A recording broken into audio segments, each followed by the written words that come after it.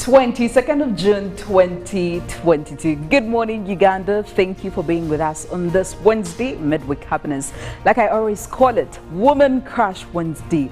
Who are you crushing on? Which woman are you crushing on? Which women are you crushing on? Definitely that is a question that is going to be lingering.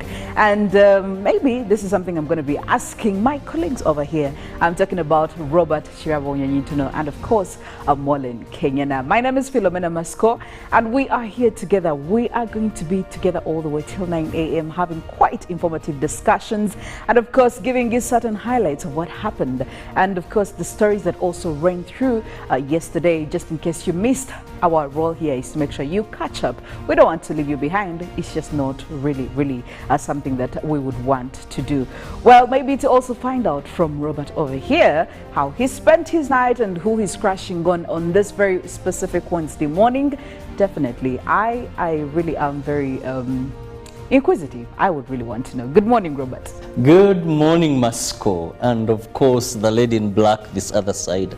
Very smart. My two little sisters. I hope your nights were very fine. Robert, to this attitude, you're going to survive. You will survive, I can tell you that. So after the show, if I come to you, please, ladies, yes, understand. Well, first, I choose to crush on all single mothers. Yes. This morning, I crush on you, single mothers. Sunday was Father's Day. There was so much pomp about fathers. But I noticed one thing, that many men today have absconded from their work. Many are simply donors. Yes. And these ladies are raising their children single-handedly. The fathers are nowhere.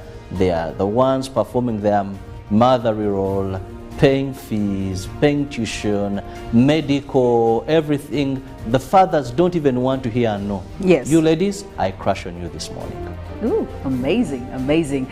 Basically, the mothers who are playing both fatherly and motherly roles. It's not something easy to execute, I must say, although yesterday was actually Father's Day, and I've also come to a realization that there are certain fathers who play both roles of a mother and of a father. I mean, that's quite a hard task, but I mean, if you're doing it, definitely you are the MVP. Well, good morning, Mollen. Yes, a very good morning to you, Philomena and Robert, and of course I want to say good morning to our family. Well, it is a Woman Crush Wednesday, and for me this morning I want to crush on the midwives in this country. They're doing a very tremendous job. Yesterday I was in a hospital, one of my friends gave birth, and I was looking at that whole moment. I'm like, okay, there is someone who made sure that she actually delivered in a very good way, and for me I want to commend them for that. They bring a life in this world, so for me that is very commendable. But also one other person I want to commend this morning, Philomena, is the Minister of Health, Dr. Jane Ruth Acheng. Yes. Yesterday, she actually did talk about the fact that there is lack of research in this country that has, increased the burden of diseases across Africa. So it poses a question for me.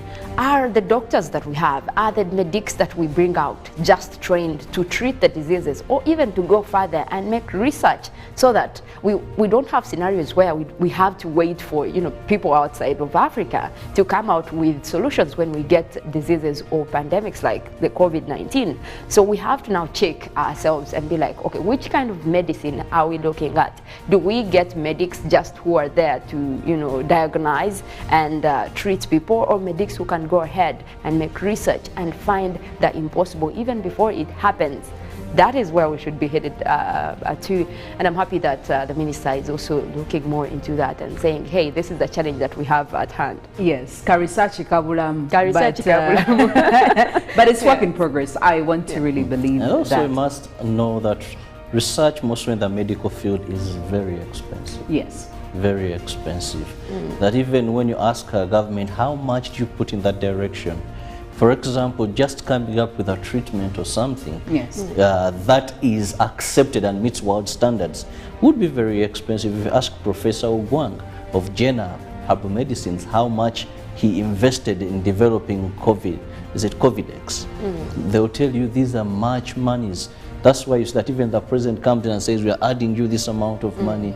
So research in the medical field is very, very terribly expensive, that I believe. But either way, we need doctors like that. And I'm glad you mentioned Dr. Ogwang, because we need those who are daring, even with the resources that they have, they are able to go out there and go with their research, because at one point it will be recognized at a certain point, and that's how you can get it approved.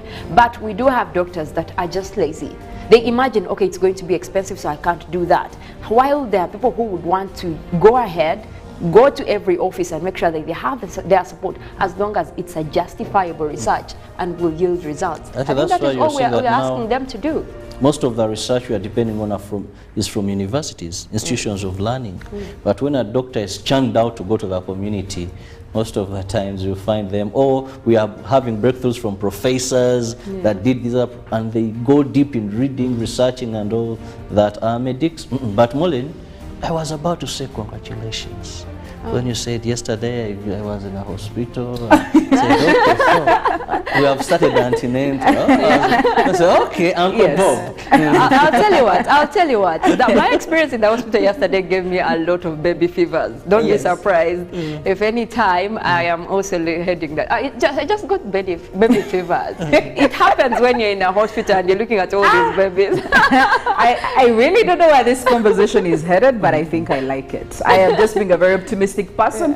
You know what, I am ready for anything. But the people I am crushing on this Wednesday, Robert and Mollen, the ladies I am crushing on are the women in the education sector, of course headed by the minister herself, and that is Honorable Janet Kataha, the Minister of Education and Sports. But the teachers, specifically the female teachers, I want to, crush on them this Wednesday. They do quite an amazing work, and usually when we look at the education sector, we see men fronting this. Most of the times we see men talking about this, we see men talking about that, but there are women teachers, there are female teachers out there doing quite some good work. It is challenging, I know, like any profession, it has its challenges, but I mean the fact that you are standing in and deciding to do it anyway.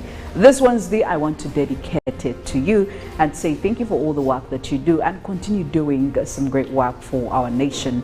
Well, a lot has been happening in Uganda here, but I must say, while we are celebrating these people, while other people are really happy, there is one person I'm certain they're not really feeling so good on this Wednesday morning. And of course, this depends on what happened to them yesterday. I'm talking about the former ED of Uganda Airlines, who was actually taken off or arrested by the IGG because he failed to turn up when he was summoned. And I mean, we have seen in the previous stories, in previous reports that have come forward, how there was a lot of mismanagement of funds, and I mean there was no progression, I could say, in this. And we even saw His Excellency Yoweri Kaguta Museveni come through and say something. By the time there was something is that bad and it catches the attention of the president, it has to be bad.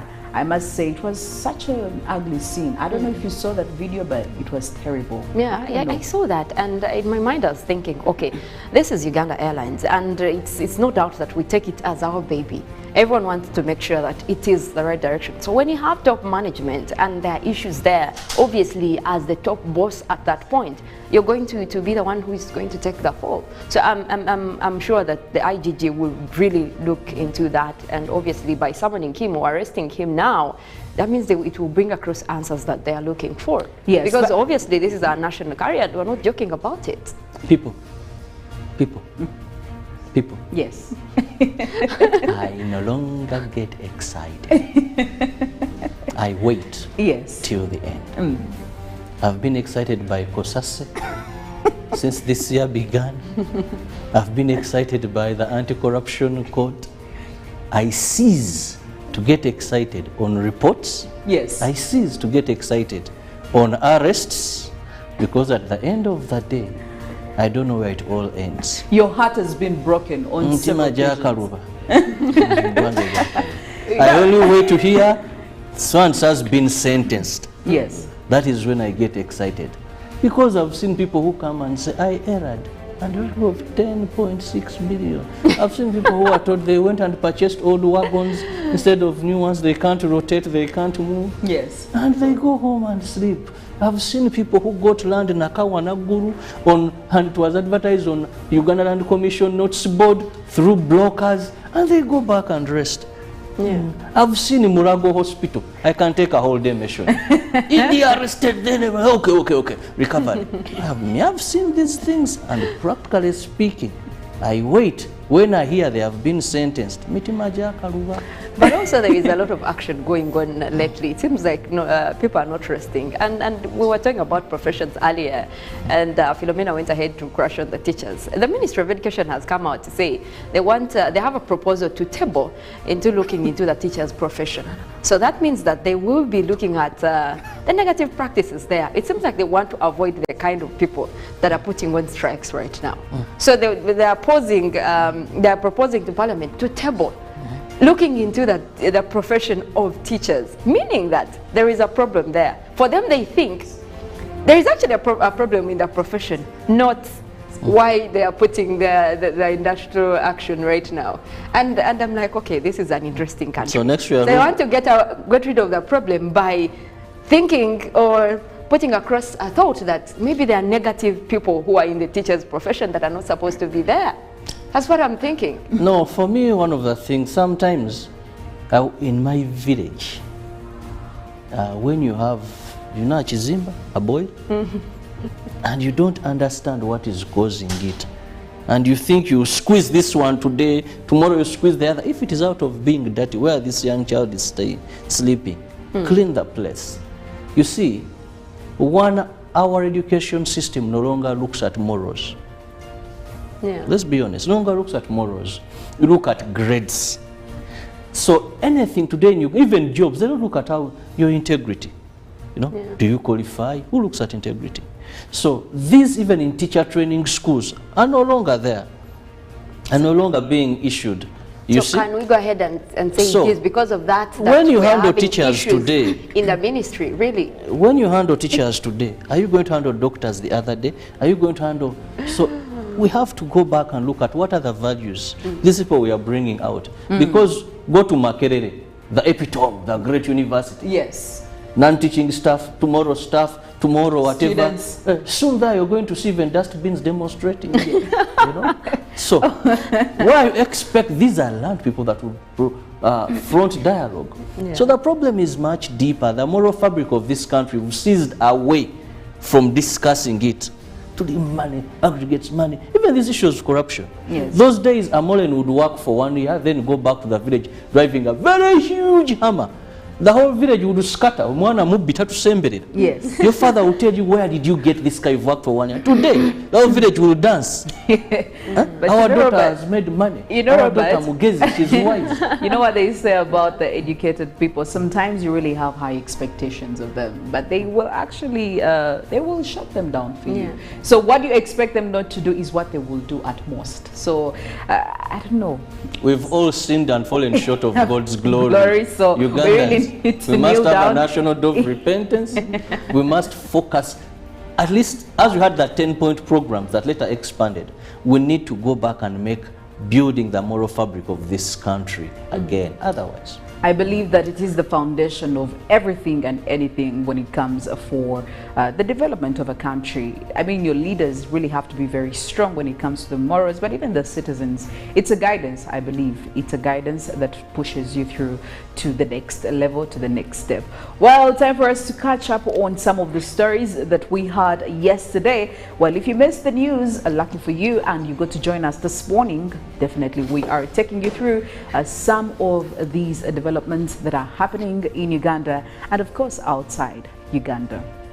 And we'll kick it off with Uganda Law Reform Commission that has released a 2-year report on the status of externalization of labor in the country.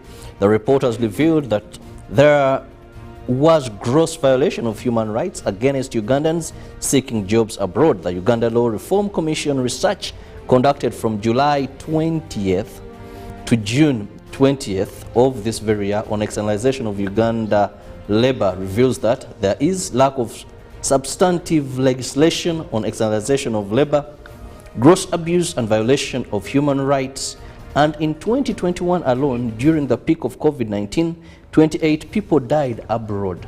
Uganda Law Reform Commission recommends a need to harmonize regional instruments and increase consultancy in countries where labor is exported. The Ministry of Justice and Constitutional Affairs is recommending for an amendment of the Employment Bill to insert in new sections to protect Ugandans involved in labor externalization. Uganda has signed bilateral labor agreements and memorandum of understandings with Saudi Arabia, Jordan, and United Arab Emirates to address the concerns of Ugandan immigrant workers. There are 215 recruitment companies that assist in recruitment of labor in Uganda, and Uganda Law Reform Commission is mandated to study and keep under watch to look at some of these laws and recommendations. In another story, government has released a report on the upsurge of COVID-19 cases in the month of June compared to the previous months at the beginning of the year 2022. The report was released by the Minister of ICT and National Guidance, Honorable Chris Baryomonsi, while addressing press at the Media Center in Kampala. The public has been cautioned on the increase in the daily number of COVID-19 cases. While addressing the press at the Media Center, Minister Honorable Chris Baryomonsi cautioned the public on the new Omicron variant. He said previously 20 cases were registered per week, which has risen to 600 per week in the month of June only.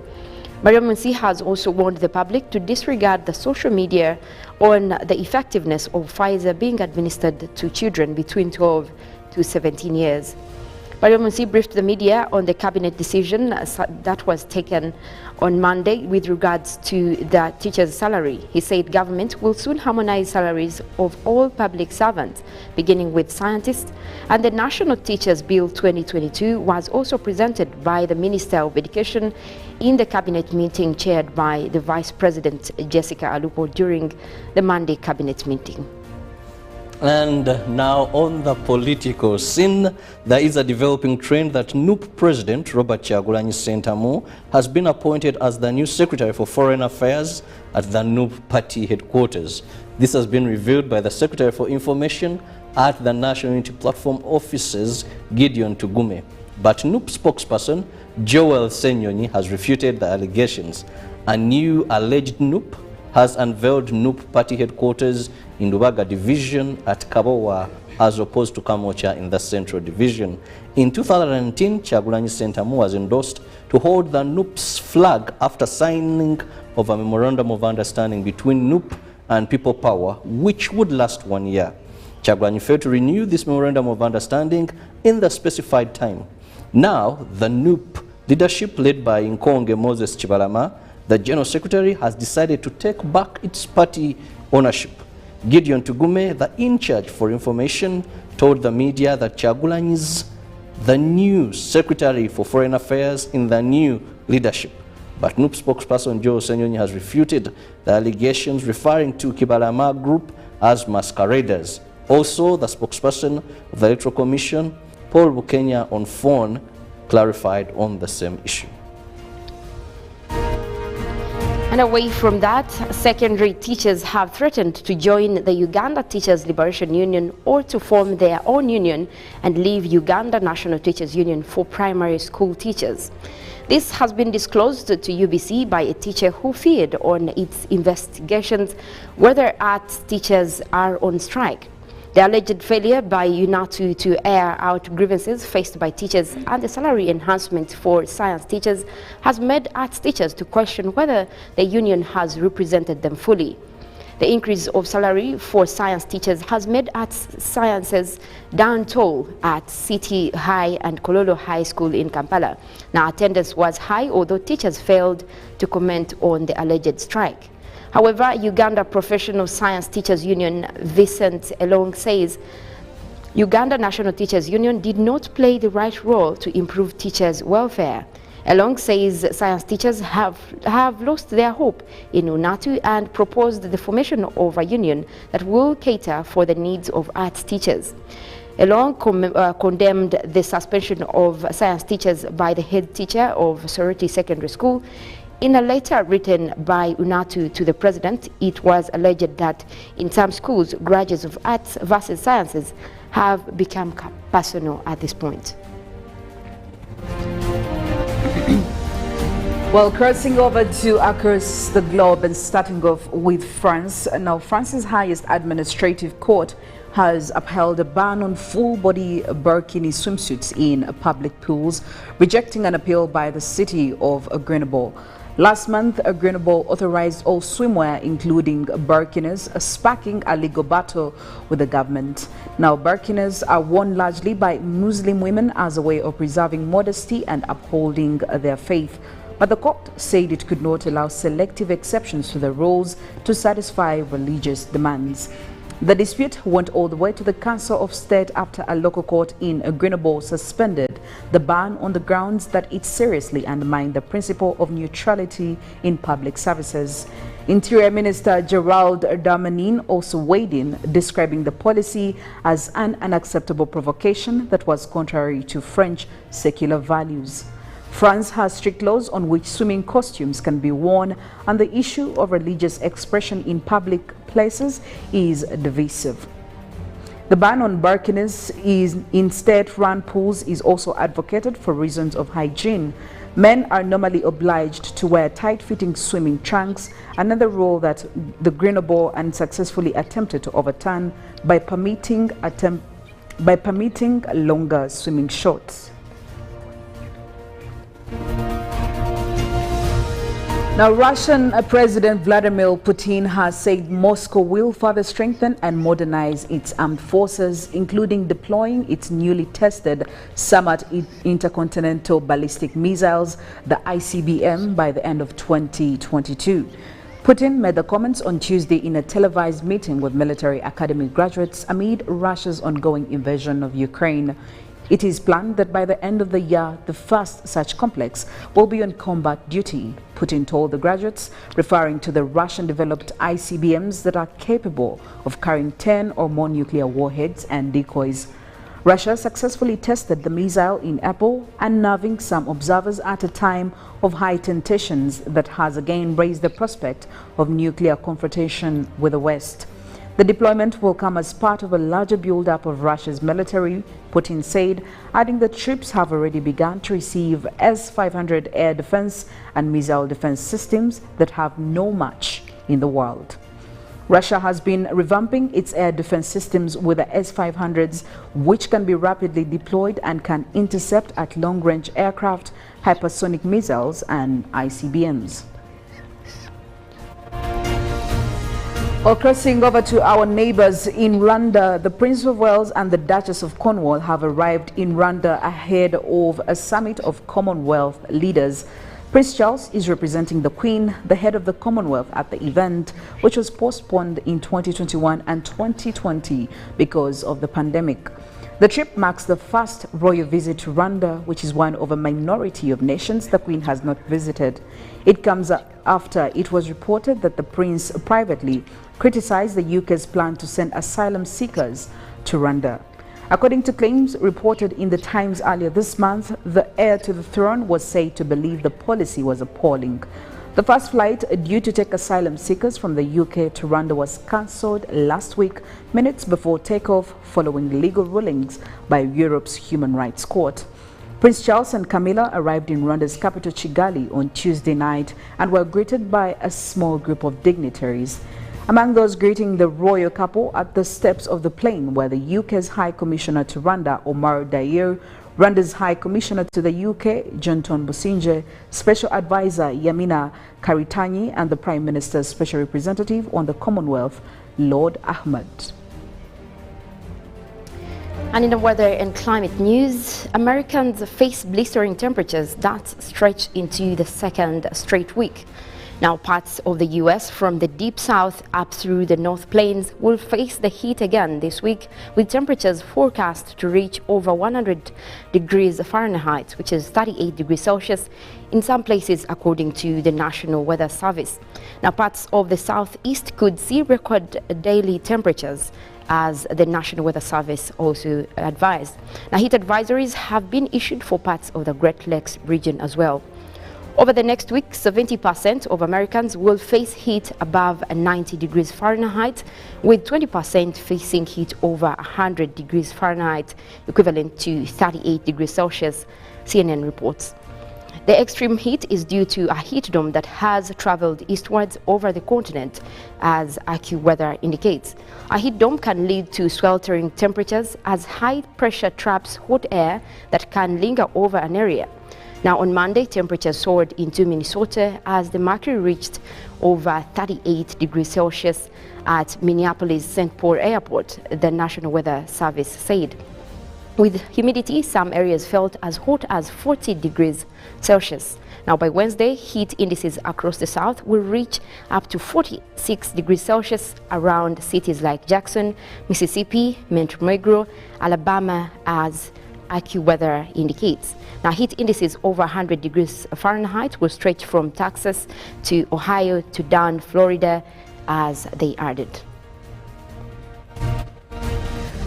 Well, speaking of the CHOGM meeting that is happening in Rwanda, His Excellency Yoweri Kaguta Museveni is also expected to make an appearance over there, and anytime now we should be seeing that. Our reporter Senono is over there also in Rwanda. He's going to be giving us quite a lot about what is happening, and I must say there are very many people who are excited about this. There are very many dignitaries that are over there, and of course CHOGM, definitely the countries under this are about 54 countries, but we have about 19 African states under this CHOGM, so it must be a big deal. Very, very many key issues are going to be put across, and we'll be getting through all that, and Senator will be giving us more of that, so you don't want to miss that.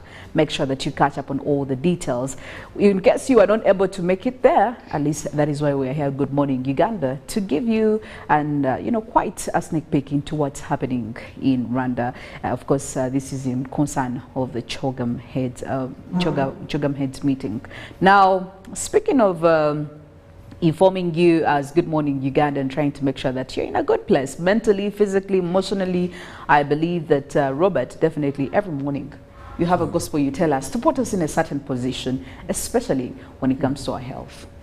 Live longer and living a healthy life. Not living longer of a life full of diseases, but living longer of a healthy life so that you enjoy life to the fullest. Not this issue, there is someone's wedding, I can't go. There is this, I can't go. Every program that comes around, for you, you can't, because you're having sicknesses, illnesses, and this is the magic bottle.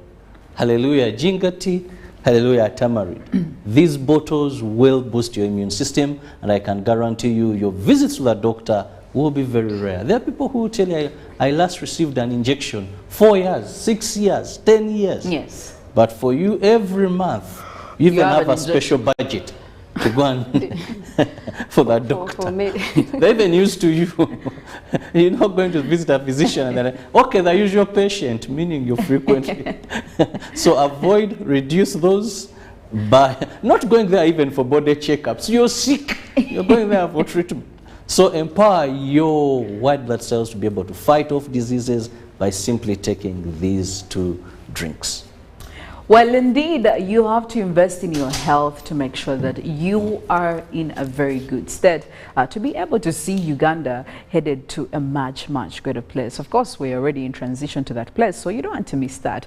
Well, speaking of missing, there is something we wouldn't want you to miss, the inspirational song. Today being a Wednesday, we're having quite a great song coming in from the women out there who want to tell you something. You come to win, please win. Do all that you have to do to make sure that you win. But also, I know, Robert, at this point, you would say, do not forget your morals. While you're trying to struggle and make sure you win, do not forget your morals at it.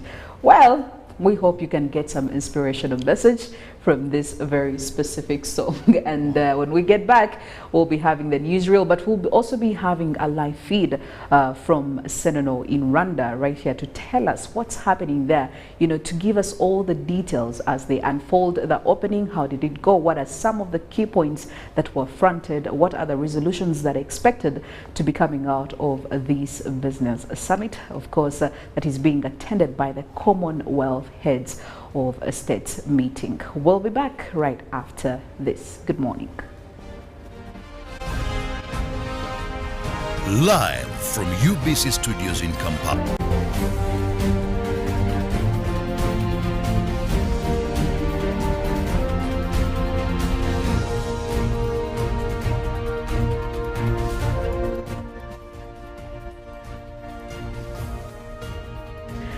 22nd of June 2022. Good morning, Uganda. Thank you for being with us on this Wednesday, midweek happiness. Like I always call it, Woman Crush Wednesday. Who are you crushing on? Which woman are you crushing on? Which women are you crushing on? Definitely that is a question that is going to be lingering. And maybe this is something I'm going to be asking my colleagues over here. I'm talking about Robert Kirabo, Nyonyintono, and of course, Mollen, Kenyena. My name is Philomena Mastiko, and we are here together. We are going to be together all the way till 9 a.m. having quite informative discussions and of course giving you certain highlights of what happened and of course the stories that also ran through yesterday. Just in case you missed, our role here is to make sure you catch up. We don't want to leave you behind. It's just not really something that we would want to do. Well, maybe to also find out from Robert over here how he spent his night and who he's crashing on this very specific Wednesday morning. Definitely, I really am very inquisitive. I would really want to know. Good morning, Robert. Good morning, Mastiko, and of course the lady in black this other side. Very smart. My two little sisters. I hope your nights were very fine. Robert, to this attitude, you're going to survive. You will survive, I can tell you that. So after the show, if I come to you, please, ladies, yes, understand.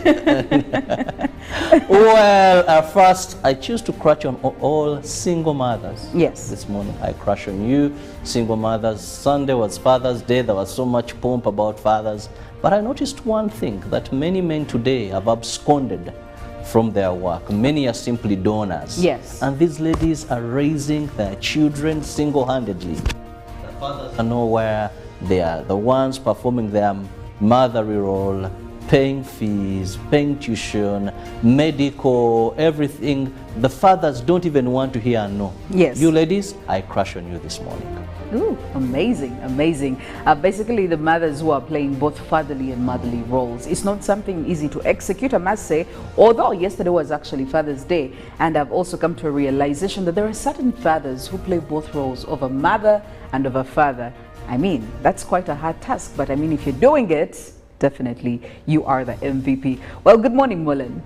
Yes, a very good morning to you, Philomena and Robert, and of course I want to say good morning to our family. Well, it is a Woman Crush Wednesday, and for me this morning I want to crush on the midwives in this country. They're doing a very tremendous job. Yesterday I was in a hospital, one of my friends gave birth, and I was looking at that whole moment. I'm like, okay, there is someone who made sure that she actually delivered in a very good way, and for me I want to commend them for that. They bring a life in this world, so for me that is very commendable.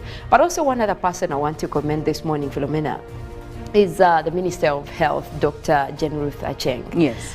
Yesterday, she actually did talk about the fact that there is lack of research in this country that has, increased the burden of diseases across Africa. So it poses a question for me.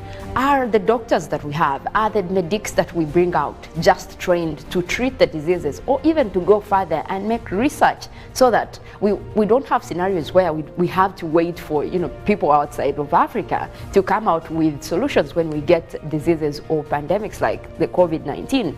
So we have to now check ourselves and be like, okay, which kind of medicine are we looking at? Do we get medics just who are there to, diagnose and treat people, or medics who can go ahead and make research and find the impossible even before it happens?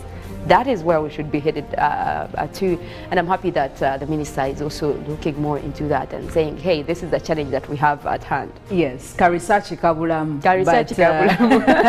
But but it's work in progress. I want to really believe And also that. you must know that research, mostly in the medical field, is very expensive. Yes. Very expensive. That even when you ask a government, how much do you put in that direction? For example, just coming up with a treatment or something Yes. that is accepted and meets world standards would be very expensive. If you ask Professor Ogwang of Jena Herbal Medicines how much he invested in developing Covidex, they'll tell you these are much monies. That's why it's that even the president comes in and says, we are adding you this amount of money. So research in the medical field is very terribly expensive, that I believe. But either way, we need doctors like that. And I'm glad you mentioned Dr. Ogwang, because we need those who are daring even with the resources that they have, they are able to go out there and go with their research, because at one point it will be recognized at a certain point, and that's how you can get it approved. But we do have doctors that are just lazy. They imagine, okay, it's going to be expensive, so I can't do that. While there are people who would want to go ahead, go to every office and make sure that they have their support, as long as it's a justifiable research and will yield results. I think that is all we are asking them to do. Most of the research we are depending on is from universities, institutions of learning. But because of the smile that fills the faces of the citizens, our nice good weather and nature that sustains us all, that enables us all to continue each in their own way, because we are all different, even according to each individual's work. But what joins us to become one person is the sweetness from the flavored drink Alleluia Ginger Tea drink and Alleluia Tamarind drink. The flavor that quenches your thirst while at the same time treating and healing your body, because it is 100% natural. Enjoy the drink that has got the tamarind juice in it. Made by Alleluia Reflexology, Healthy Solutions and Nutritional Research Center Limited. Get yourself a bottle of Alleluia from all shops around. Princess! Is there a problem? Honey, relax. There'll be no more. The Ministry of Public Service invites all ministries, departments, agencies and the general public to the 11th Africa Public Service Day, APSD, scheduled to take place on the 22nd of June 2022 at Kololo Independence Grounds. The theme for this year's APSD is Bringing Citizens and Governments Closer, Service Delivery for Social Economic Transformation. The chief guest for the day will be the Right Honourable Prime Minister, Honourable Robina Nabanja. There will also be different exhibitions from the different ministries and agencies, and the public is encouraged to have a walk-through to find out the services provided and the new innovations that have been put in place for efficient service delivery. Signed, the Permanent Secretary, Ministry of Public Service. Football packages, great entertainment, sports, telenovela, the movies. There is something for everybody. Everybody, Go TV. This is where our best stories live. Get the best entertainment for any budget. With GoTV, you will have great entertainment for as little as 13,000 Uganda shillings per month. GoTV, great stories. Zidiwano, GoTV Uganda. Love it. Princess! Is there a problem? Honey, relax. There'll be no more worries about SMSs, phone calls, sijui data, because Daddy has got an Airtel smart plan. There is even Airtel TV. It means no worries. Enjoy life worry-free with Airtel Smart Plans. Shareable among 5 people. Use every day and pay. Live from UBC Studios in Kampala. This is Good Morning Uganda.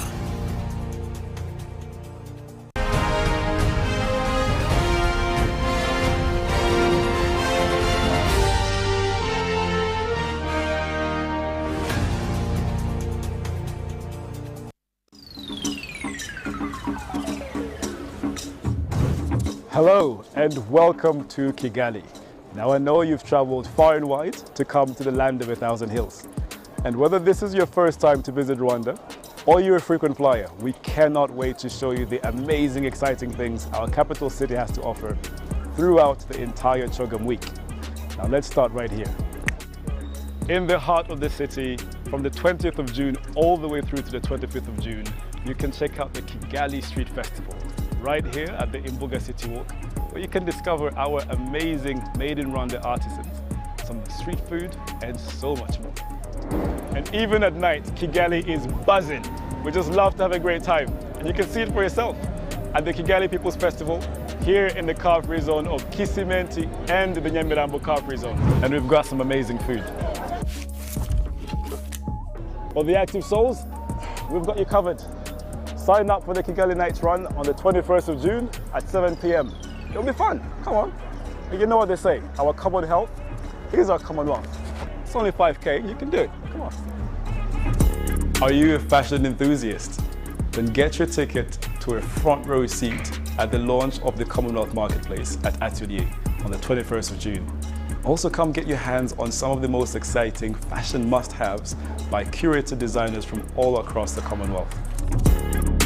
So whether you're a bowler or a batsman, or just a fan of great sport, don't miss the cricket exhibition match, which will take place here at the magnificent Gahanga Cricket Stadium on the 23rd of June. I'm going to have a go.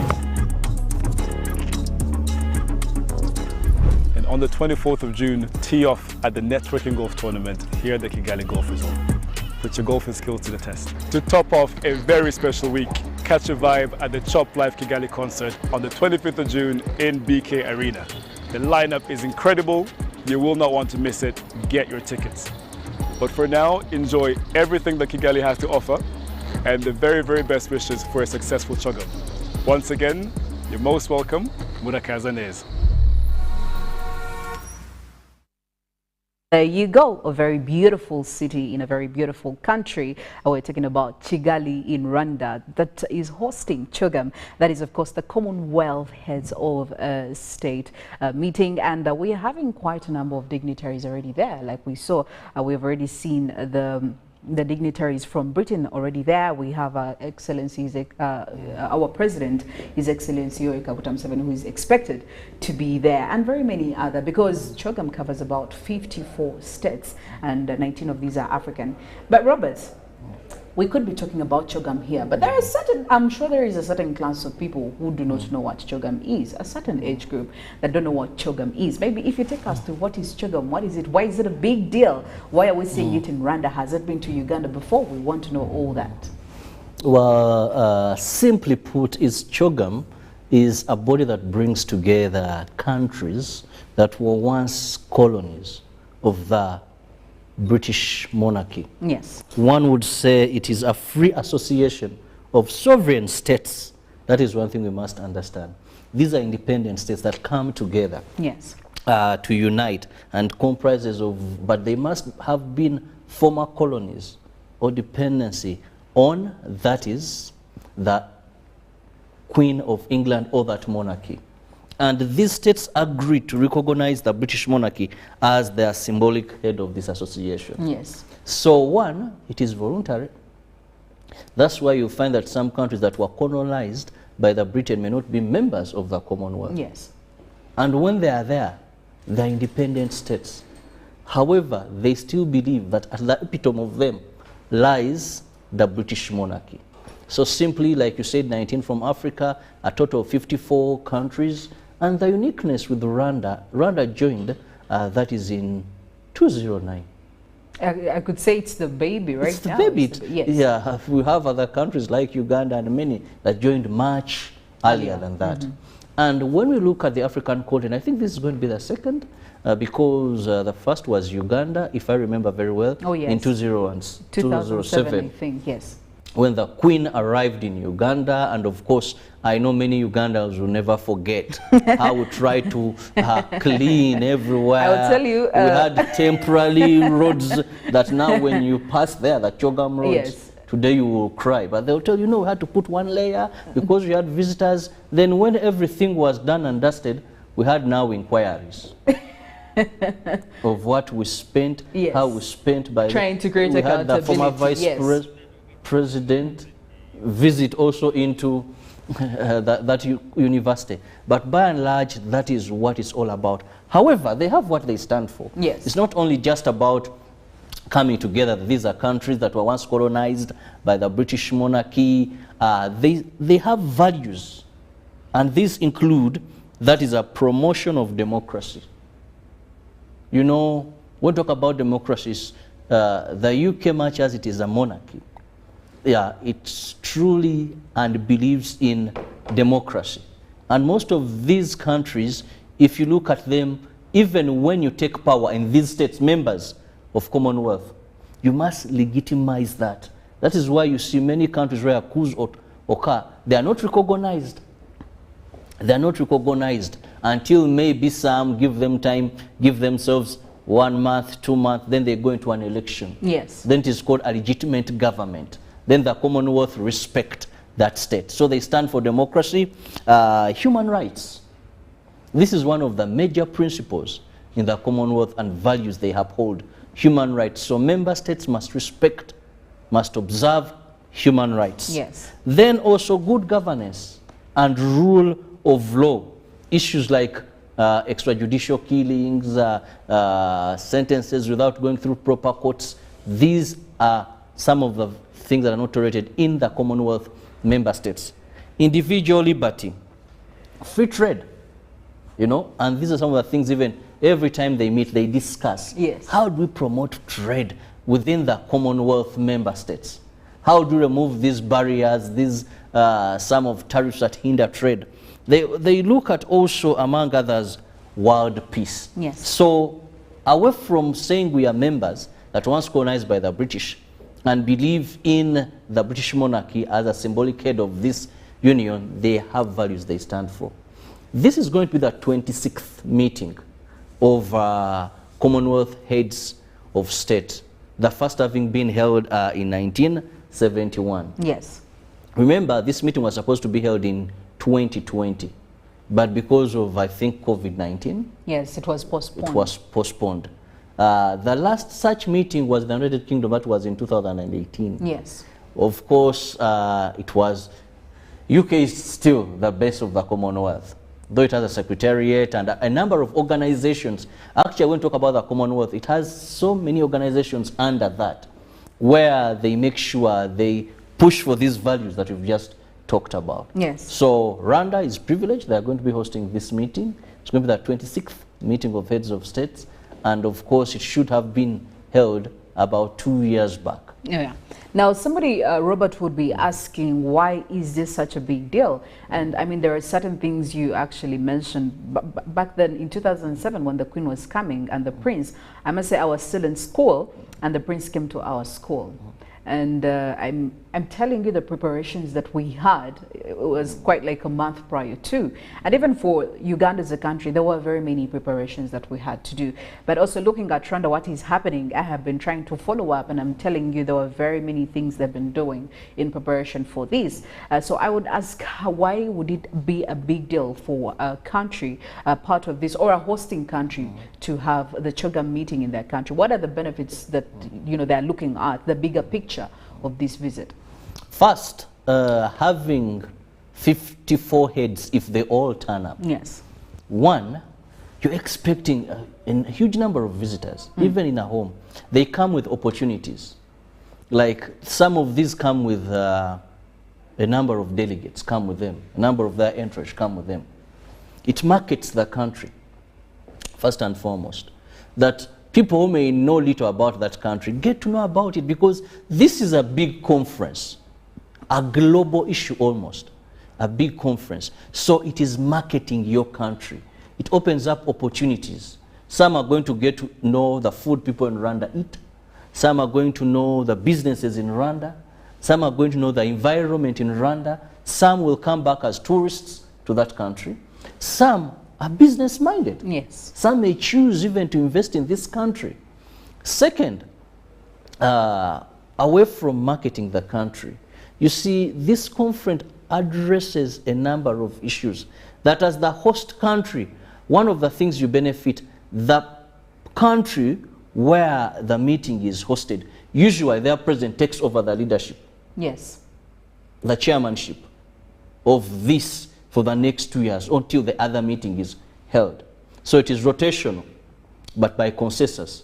So Yoweri Museveni took over, then he handed over. Now Paul Kagame of Rwanda is going to take over. So there is, when your president is positioned, that opportunity to head such a big conference or such a big union of many countries. It is another privilege that the country gets. But you see, usually there are a number of conferences. Yes. You have the Commonwealth Youth Conference that is held in the same country. Yes. You have the Commonwealth Women Conference. So there are other conferences that also are attached to Commonwealth. Yes. That you hold. So you have a lot of people that are coming there, even away from government. There are opportunities for the people in Rwanda. Yes. Where these people are going to stay. Some are going to make connections. You know, opportunity only comes to those that are prepared. It depends on how prepared the country is. Yes. Infrastructure development. I remember we had once planned to have a magnificent hotel for CHOGM. Yes. And Shimoni was removed for that hotel. Unfortunately, like I said, opportunity comes to those that are prepared. We had our issues. Now you have Kingdom Kampala. But this is what we were targeting. You know, we had some of our infrastructure developed.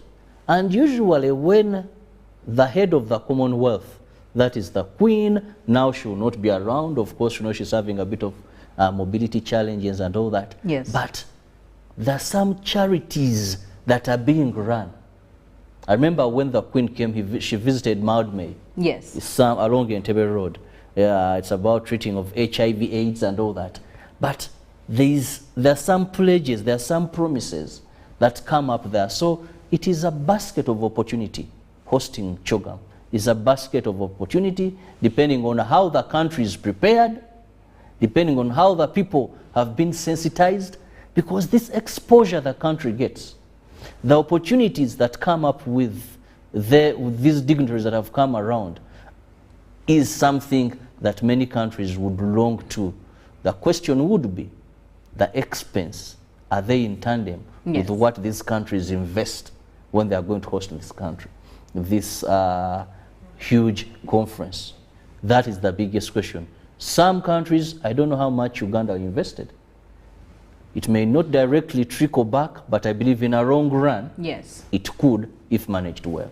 The only problem is for our sake after we began seeing what was lost, what was stolen, what was lost. And if you're to quantify or in monetary values, I don't know.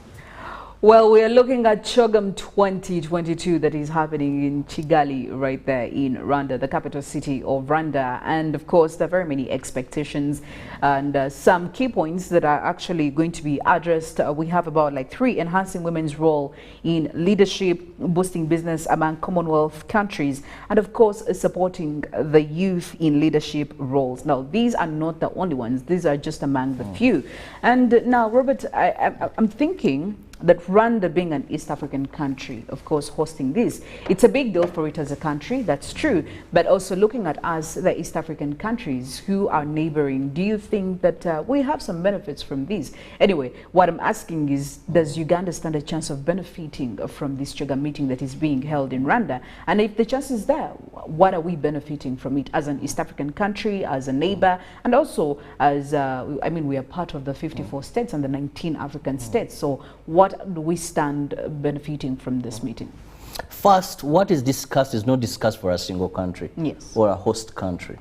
It is discussed and it is supposed to be implemented amongst all the Commonwealth member states.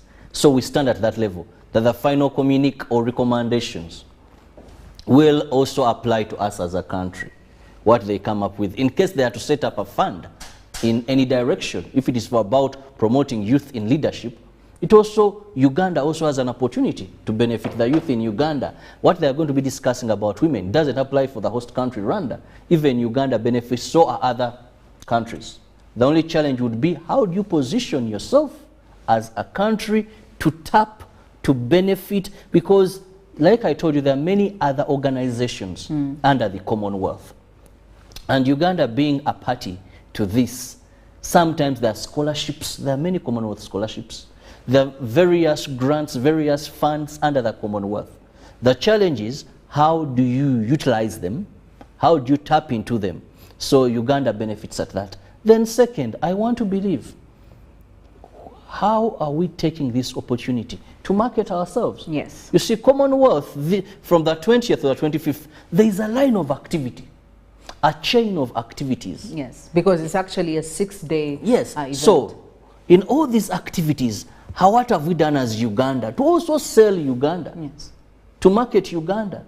These fashion galas that are going to happen across all these states, what have we sent? Is what we are sending as Uganda in Rwanda, is it marketable? Is it sellable? Are we able to defeat other in a healthy competition, others that are coming up? So that these people that have come, maybe would say, let me tour Uganda. Yes. Because even some of the gorillas our neighbors are enjoying are ours. They just cross over.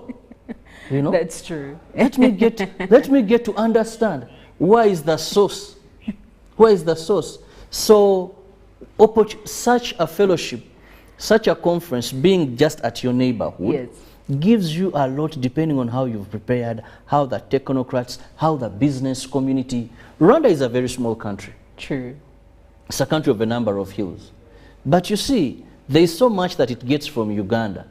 The food, so many things. So at such a time, how as the private sector, how did we prepare ourselves? Did we send representatives there? And if we've sent, which nature, which caliber of representatives? Yes. You see, sometimes we send a delegation to some of these and you wonder, you get it? Because you've not taken the right, yes, the right people to represent Uganda, yes, that are going to tap these opportunities. Probably you've taken right people, but for the wrong... You take technical people from ministries. You take, instead of saying, who are we picking? If we're talking about the youth, have you sent the youth there to go and represent ideally? If we're talking about women, have you sent a delegation of women that are going to present? And not just women, not just youth. Yes. Of substance, of value, of exposure. Not saying you are youth, there's this opportunity. When you get to Rwanda, what is your capacity to market Uganda? What is your capacity to look at the opportunities so that Uganda benefits greater? You can't have such a conference at neighborhood Rwanda, at your neighbors in Rwanda, and you say we attended. You get it? Yes. What deals the business community? I'd expect to see a government saying the likes of Itature, likes of people with business mind, the Kasita group, a delegation. You know, these are heads of meeting, but how are you going to connect with the people that are coming in? How are you going to, what discussions, see best how we are going to benefit as a country with this great opportunity? Well, quite interesting, Eddie, and we will want to find out from you, how do you think Uganda can benefit from this CHOGM 2022 that is being held in Kigali, Rwanda? How do you think Uganda can benefit from this? I saw a couple people being actually, a couple people going, Ugandans, to go and represent. I wasn't so sure what they were going to do, but at least I know they're part of the delegation. But lucky for you, Samuel, our reporter, is over there, and he will be giving us an insight of what is going to be happening, or what is happening, or what has happened already. But there is something that was really interesting, Robert. During the opening, His Excellency Paul Kagame, the president of Rwanda, said, listen, we have a lot that we are going to be discussing, okay, in the 6 days, and depending on in what conference, whether for the youth, for the women, you know, but there is one thing I want us to do with all the resolutions that we are going to come out with. They shouldn't be kept as slogans, okay? You know, as a country, the member states that are in participation of this, yes, you can pick the slogans. Yes, we discussed, and this is what we came to an agreement with, you know, we should do this and this and this, and that's it. We shouldn't make them slogans. Go back to your home country and implement this. What do you think about that, Robert? Well, if I'm to speak for my country, Uganda has ratified a number of protocols. Yes. Uganda has committed itself that at such a time, 15% of our budget should be going to health. You get it? At such and such a time, this of our budget should be going to agriculture. When you talk about declarations that Uganda has ratified, there are so many. And one would say we are good at ratifying. But you see, always the problem becomes implementation. And this is not only to Uganda.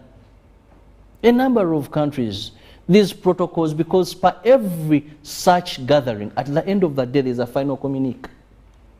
They have their recommendations. At the end of the day, they even penned signatures.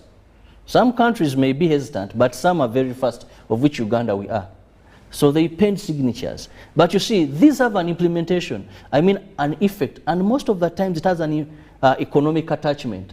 If you go to the Mobutu Declaration, if you go to many of these, for example, if you say fighting climate change, you get it? Yes. And Uganda says by maybe like end HIV/AIDS by 2030. You give yourself a timeline. You give yourself a timeline. Yet, you're having over 80% of your budget on HIV/AIDS donor funded.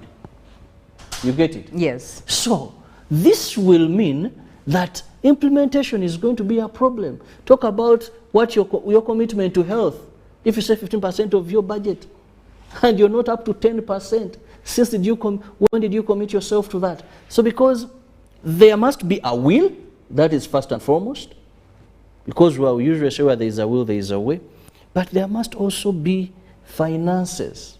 So and can we say that there are certain commitments that we put ourselves into when they're very unrealistic? Yes. Not unrealistic. All these are applicable. That's why at the end of the day, they assess which countries, how far we've gone as far as meeting our targets. You'll find out that such a country has done very well. I must say, you find that such a country has done very poor. One, because you must have a will.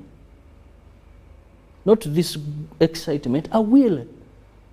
The head of state must have that will. The technical people, other politicians must have that will. Two, you must have the monies. Because like I said, most of these, now the world comes on fossil fuels. And them at such a time. Yes. Some of us who've just entered the nightclub, we are beginning to dance on these monies. Now, if we are to pen signature, are we going to implement this? We are making a massive investment in that direction. So, you have the monies. When we promised ourselves that we must have 15% of our budget go to health. Does this sink in the minds of our politicians? Do they understand why it should?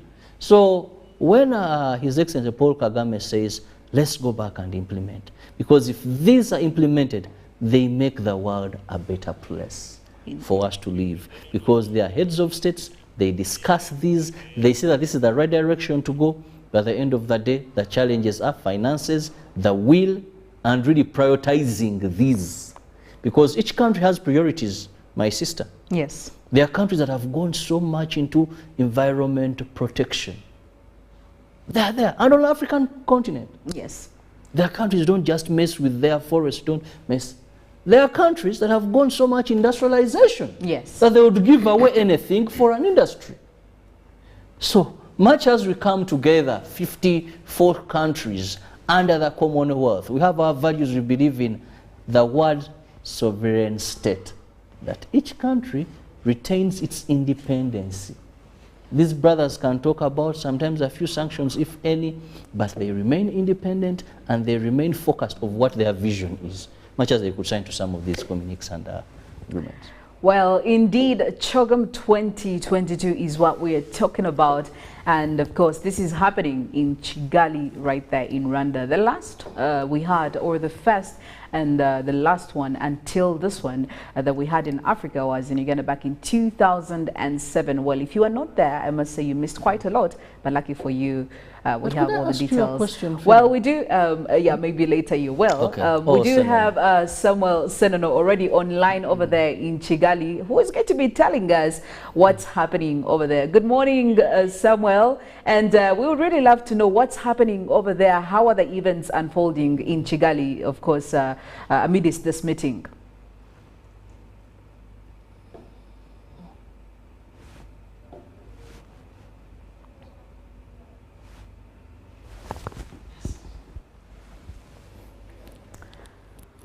For 2 years due to the COVID-19 pandemic.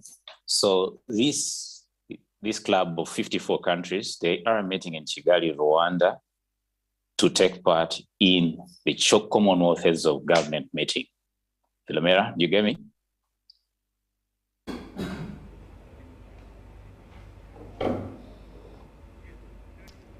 Please go ahead. I can get you, Samuel. Okay. Now the theme for this year's event is delivering a common future, connecting and innovating and transforming. This involves around the topic that we were having earlier to do with protecting the natural resources and all that. But just let you know that the Queen of England, who is the head of the Commonwealth, will be represented by Prince Charles of Wales. And Prince Charles arrived yesterday in the evening, and he was flanked by Camilla, the Duchess of Cornwall. And Prince Charles, you know, it's quite a story, arriving in Rwanda after being one of the vocal people to talk about the refugee deal in Rwanda. But that's not the topic for today. There are many summits which have been arranged ahead of the main heads of state government meeting. Yesterday, there was a business forum, which was attended by the president of Rwanda, Paul Kagame, and the Commonwealth Secretary General, plus many other speakers. And the conversation at the business forum, which was held yesterday, it's what has been dominating debate online about the issues that were raised and the issues to do with this Commonwealth. Philomena? Yes.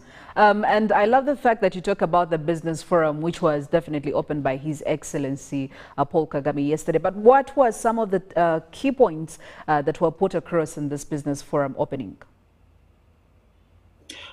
Well, running under this theme that we've had, it's to do with the common future for all the Commonwealth countries.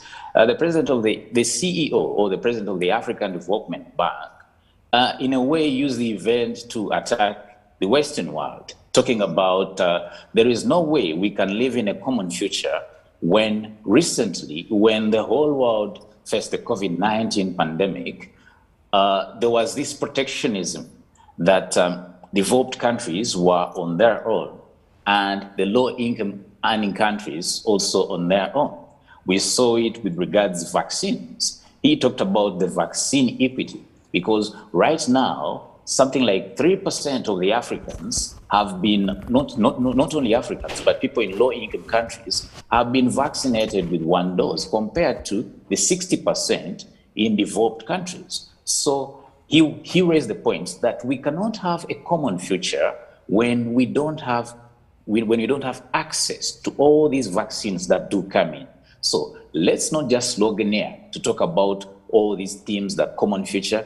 Let us be practical about it. And he's among the speakers who got a standing ovation per se during the business forum. But the business forum is also happening today. It will run for 3 days. And I understand a delegation from Uganda will present today. There is, I've seen the former Speaker of Parliament and now the First Deputy Prime Minister, the Second Deputy Prime Minister, Rebecca Alitwala-Kadaga. She's also among the presenters today. Well, thank you so much, and that must be very impressive. I must say it's going to be quite a good presentation with that delegation. I really am very optimistic about that. And I mean, it should be very conversational and it should be very insightful. Depending on which delegation you take. Well, because all countries that have opportunities are going to do so. Yes. So, okay. Yeah. All right. Well, also maybe just to get this one clear, Samuel, I also understand this is a 6-day event. What are some of other things that we should be looking out for? We've already seen the business forum that was opened yesterday, and like you said, it's going to be running for 3 days. But what are the other events that we should be looking out for in the next coming days? Well, tomorrow there will be a summit on malaria, which will be taking place. And you understand, malaria is one of those issues when you talk about, Africa, and it's a silent killer in Africa. And they want to throw more light on it, that the attention which was given to the COVID-19 pandemic when it broke out, it should be the same given to malaria. We should have, because I've been looking at, I've been interacting with some of the presenters for this malaria conference, which I'm also eager to attend.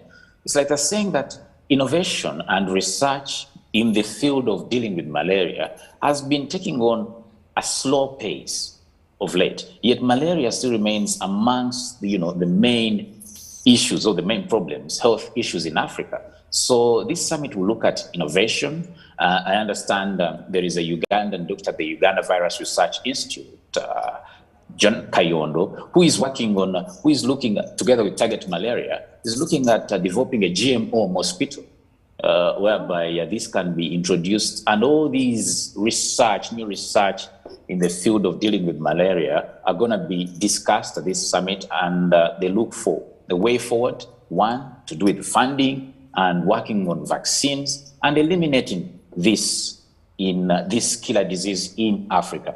There was also a youth forum, the Women's Forum, and the People's Forum. All these forums are arranged at the sidelines of the heads of government meeting, which will open on Friday, and we expect President Yoweri Kaguta Museveni to be here, to arrive in Kigali to grace it, and many other leaders.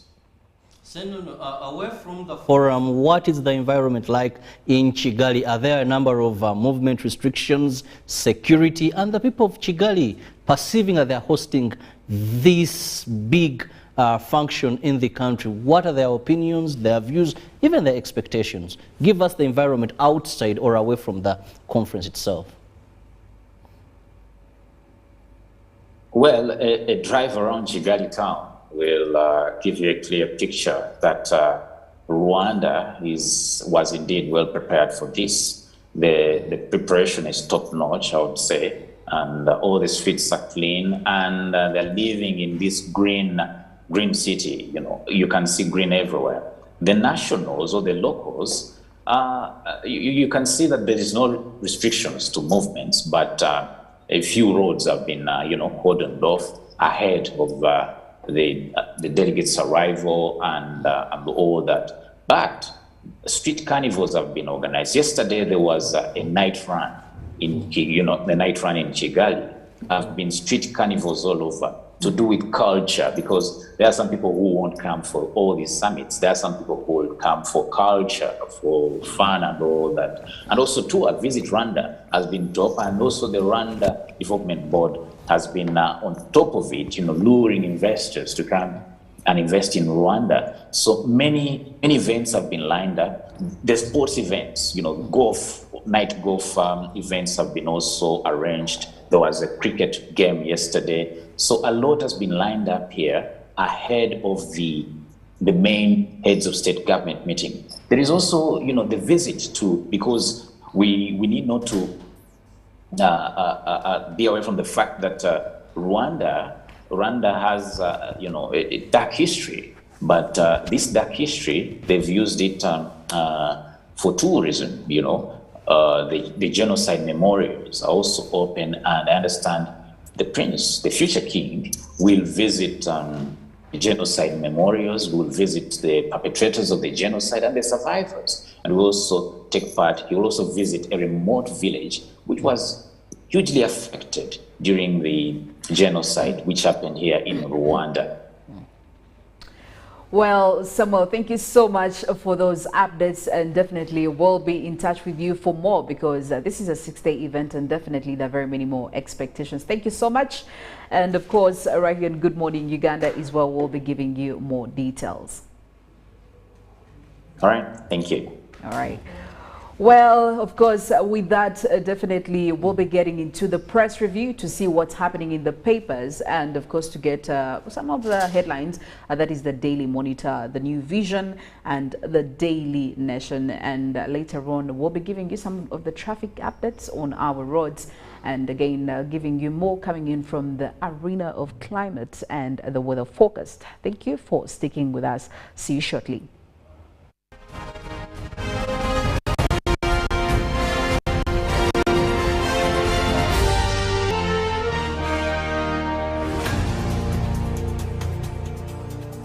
Affordable packages, great entertainment, sports, local content, telenovela, the movies.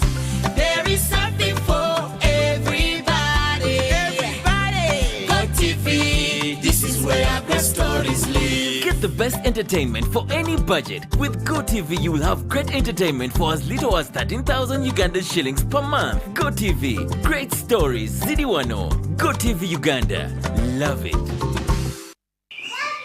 Princess! Is there a problem? Honey, relax. There'll be no more worries about SMSs, phone calls, sijui data, because daddy has got an Airtel smart plan. There is even Airtel TV. It means no worries. Enjoy life worry-free with Airtel Smart Plans. Shareable among 5 people. Use every day and pay.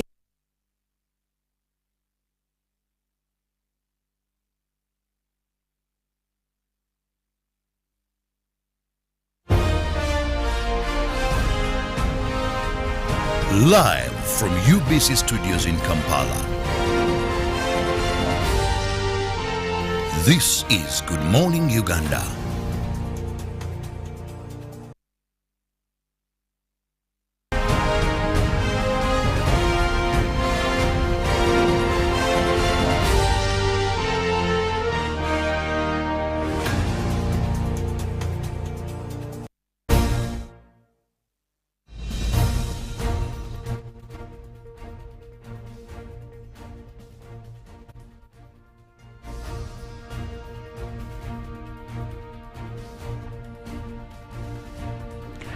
Well, the Daily Monitor kickstarts the press review this morning, and the big headline over there is 6 million doses of COVID vaccines expiring. Of course, a majority of the Pfizer and J&J vaccines valued over 200 billion Uganda shillings were donated by Western nations, with the US leading. Now, the drugs are expiring, and they're giving you, a rollout showing you the available doses, the expiry date of all these vaccines, and still taking you to the battle for soul of Bobi Wine party as faction sets up new war, and that is the tough war.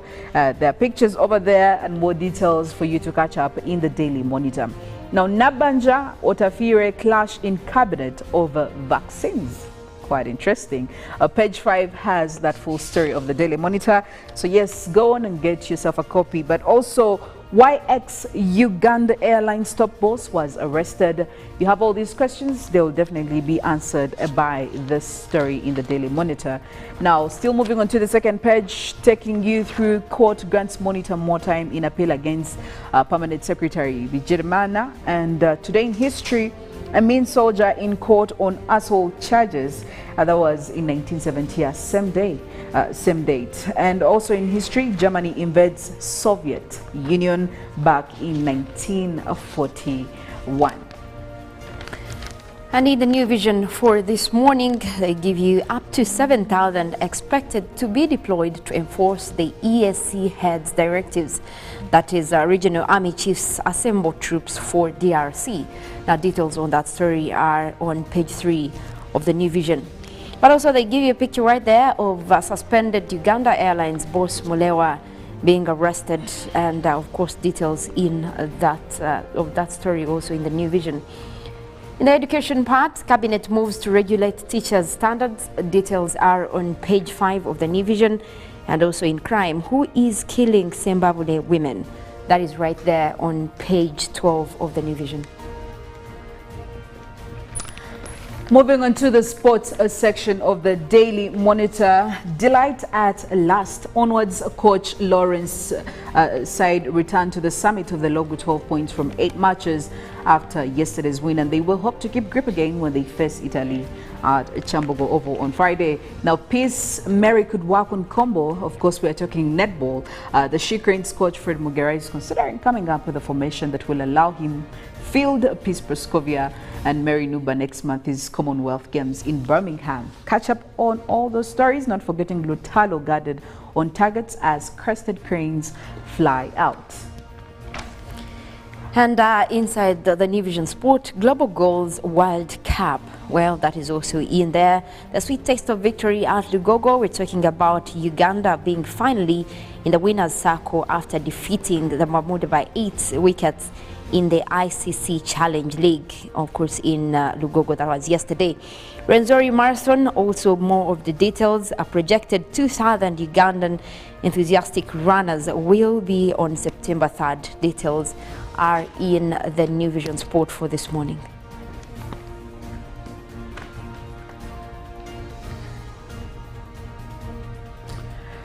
Well, there is a lot also happening on our roads this morning, but before we get into that, just to give you a highlight of the Daily Nation, cash, crypto deals and 4 murders.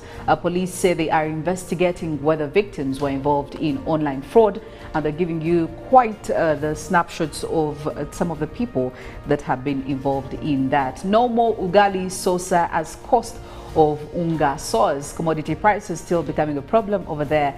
Now, path to first round win, and they're giving you a breakdown of all that, the statistics over there in the Daily Nation this morning. So yes, go on and catch up on all those details in the Daily Nation of this Wednesday morning. However, when it comes to the roads today, I want to focus on areas of Bugolobi, Kiswa, Nakawa, Newport Bay Road, of course, Chireka Road, as you headed to the city center. And these areas are very, very heavy with traffic, at least for the biggest part. Now, when you look at Chireka Road this morning, over here, the red is dominating, and it is quite taking over such a stretch on most of these roads.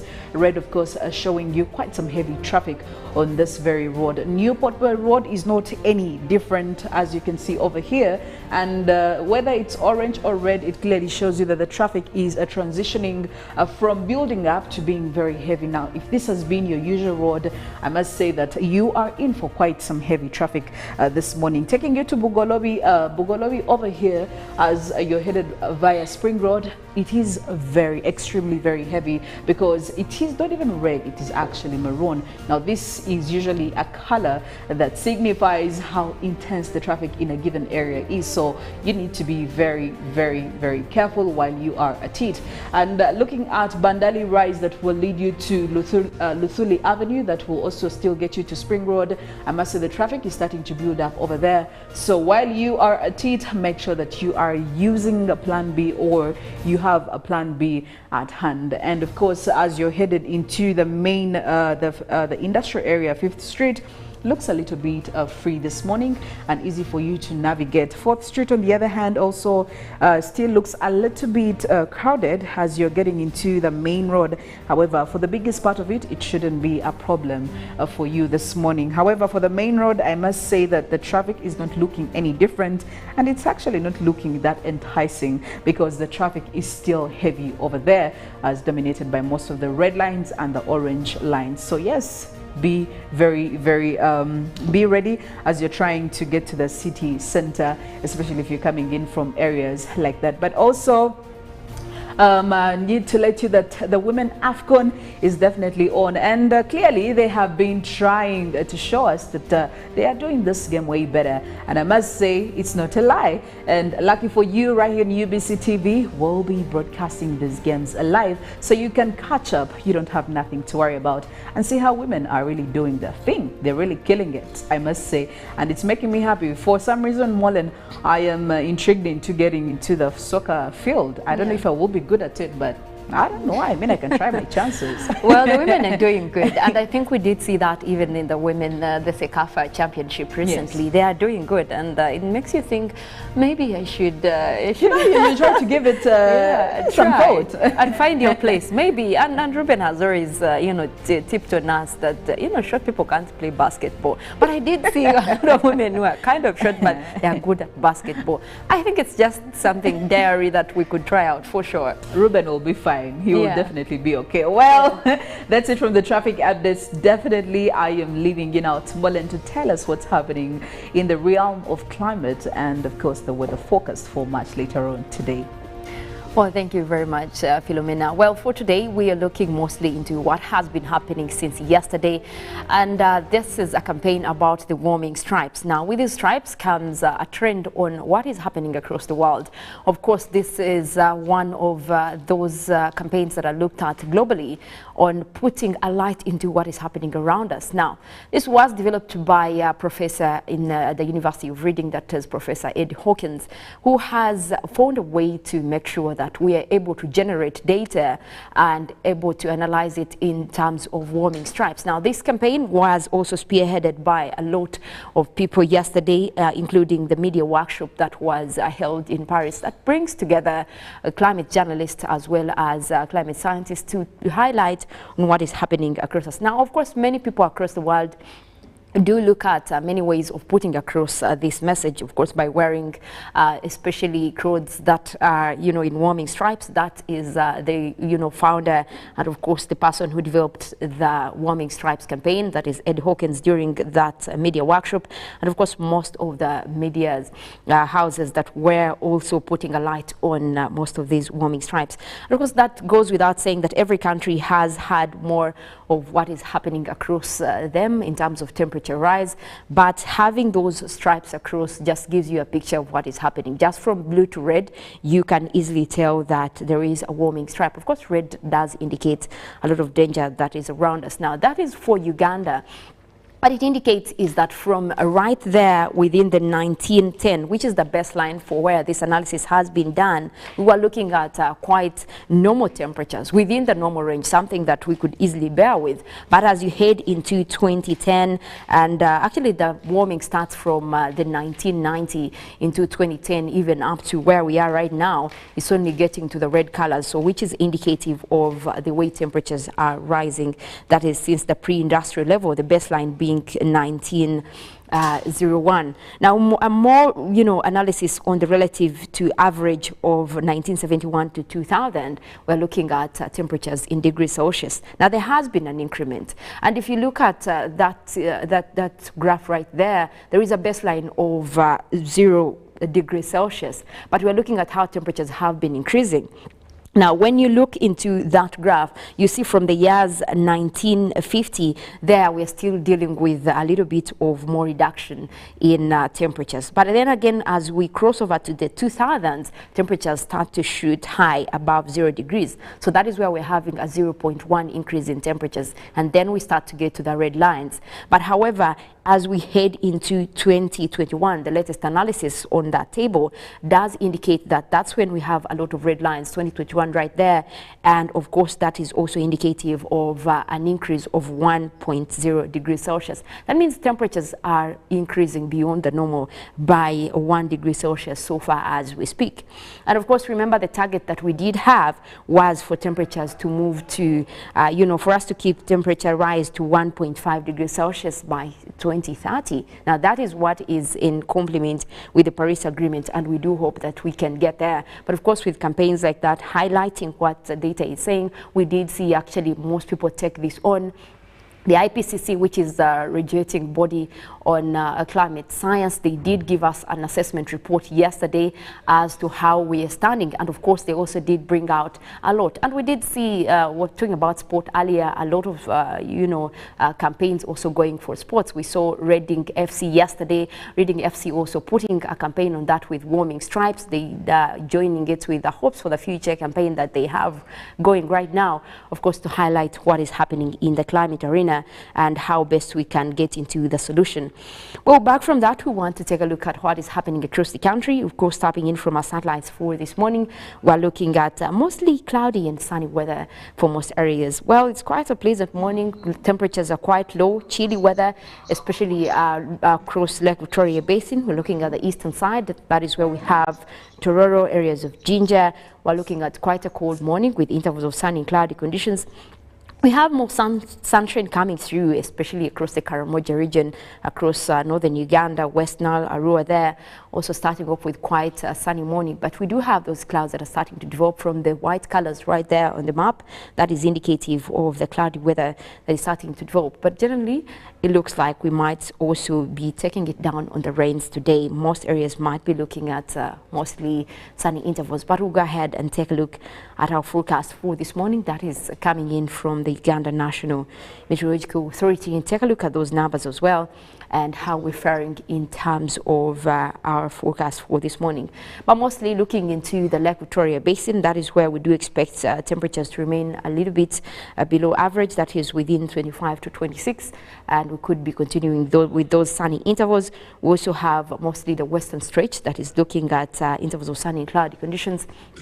And of course, looking at that forecast across the central parts of northern Uganda, where we have Adjumani, Gulu, Kitgum and Padel, we're forecasting sunny intervals with temperatures going up to a warm 28.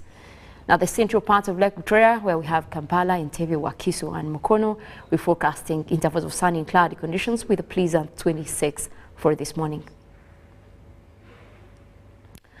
Now we look at the western side of Lake Victoria. That is where we do expect to continue with the mix of clouds and sunshine. Also quite a warm morning, starting off at 27 degrees. And across southwestern Uganda, that is where we have Mbarara, Ibanda, Bushenyi and Rubirizi, we are forecasting sunny intervals as well. We already have those clouds that are starting to develop over there, and temperatures will be at a beautiful 26 degrees. Now, taking a look at Mount Elgon Highlands, we do expect to continue with those mix of clouds and sunshine, and that will be crossing over into the afternoon. But for this morning, we will start off with warm weather at 27 degrees centigrade over there. And across the eastern part of Lake Victoria, that is where we have Tororo, Busia, Iganga and Jinja, we are forecasting sunny intervals. Quite hot weather for this morning, starting off at 28. We do expect more sun to come through later in the afternoon, so temperatures might actually be hitting the lower 30s for the eastern Lake Victoria. Now, across eastern Uganda, we do expect to have a mix of clouds and sunshine dominating for this morning, also starting off with warm weather at 27 degrees centigrade. Now, the eastern part of Central, we have Ruero, Wobblands, Ibururi, Nakaseke. We're forecasting sunny intervals as well. That will be starting off with a warm 27 over there, and most of that will be crossing over into the afternoon. Now, most areas still are expected to have a quite warm weather. As we head into the afternoon, we might be looking at a reduction in rainy conditions for today, and especially the morning is dominated by mostly sunny intervals. So meaning that, you know, you can take it easy. The rains don't seem to be coming through. That is if you were not really expecting them. But for those who were expecting rains, well, that is bad news coming through for this morning. We might be looking at mostly sunny weather. Well, I'll leave you at that. We do have Good Morning Uganda agenda coming up. Later on, we'll also be having sports highlights, and later than that, we will be having Good Morning Uganda Extra. My name is Mollen, Kenyena, wishing you a lovely morning.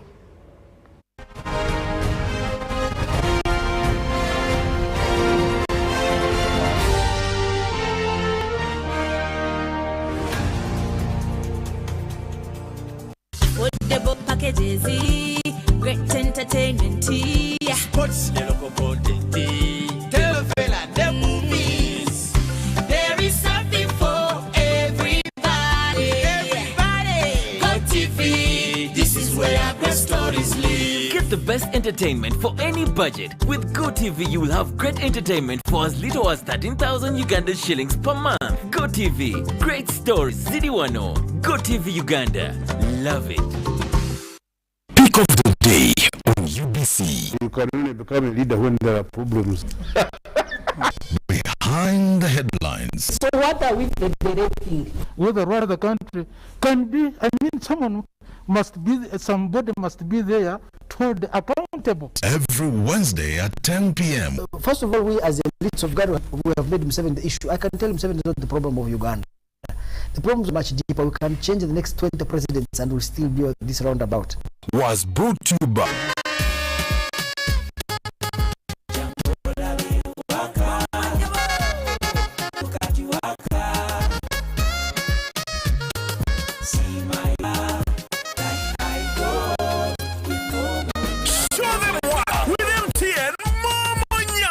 Simply deposit 20K or more on money for a chance to win 3 Toyota Succeeds and money to 2,000 lucky winners every week. We're giving away 24 cars and over 2 billion shillings of mobile money.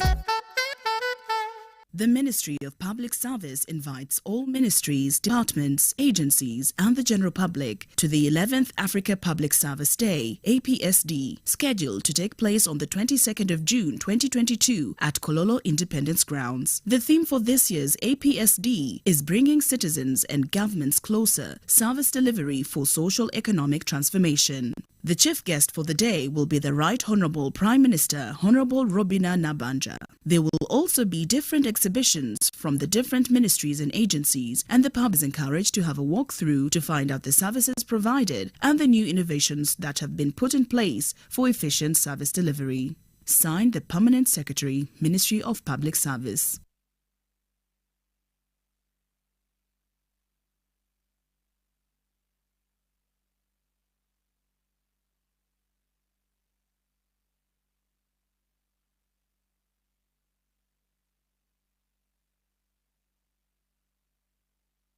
Football packages, great entertainment, sports, content, telenovela, the movies.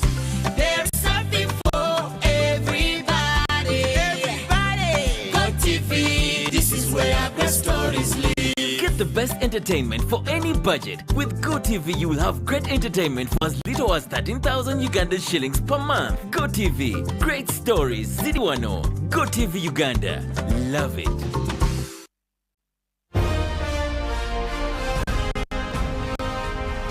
Live from UBC Studios in Kala. This is Good Morning Uganda.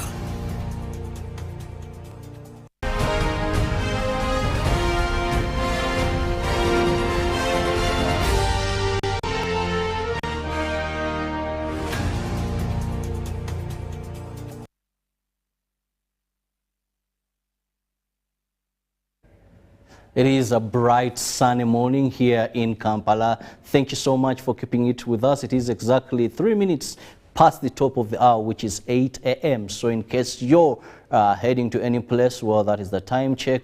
And of course, you can move with us at any time of your convenience, because you can follow us on our various social media platforms where you can rewind, you can forward, you can get something more clear because of technology. Now, talking of technology, we are going to be discussing issues regarding biosafety in relation to the 5th annual National Biosafety Forum that is ongoing here in Kampala at the Serena Hotels. And I expect to be joined by the Minister that is for Science and Technology, Office of the President, Dr. Monica Musenero, with whom we shall be deliberating more on what is going to be discussed and what is Uganda's way forward regarding biosafety. Honorable Minister, you're most welcome. A lovely morning to you. Good morning, Honorable Minister. Good morning and thank you. Well, good morning and thank you. I hope you can hear me well. Yes, I can get you right. Can you get me right? Thank you. Okay, now, Honorable. Yes, I can. To begin with, please give us a hint for Ugandans to understand when we talk about biosafety, even before you go to this 5th national conference, what are we referring to here? Thank you very much and good morning, Uganda. When we start to work on science, you know, we have things in our environment which are stable. Now, science interrupts that stability because we want to increase the value.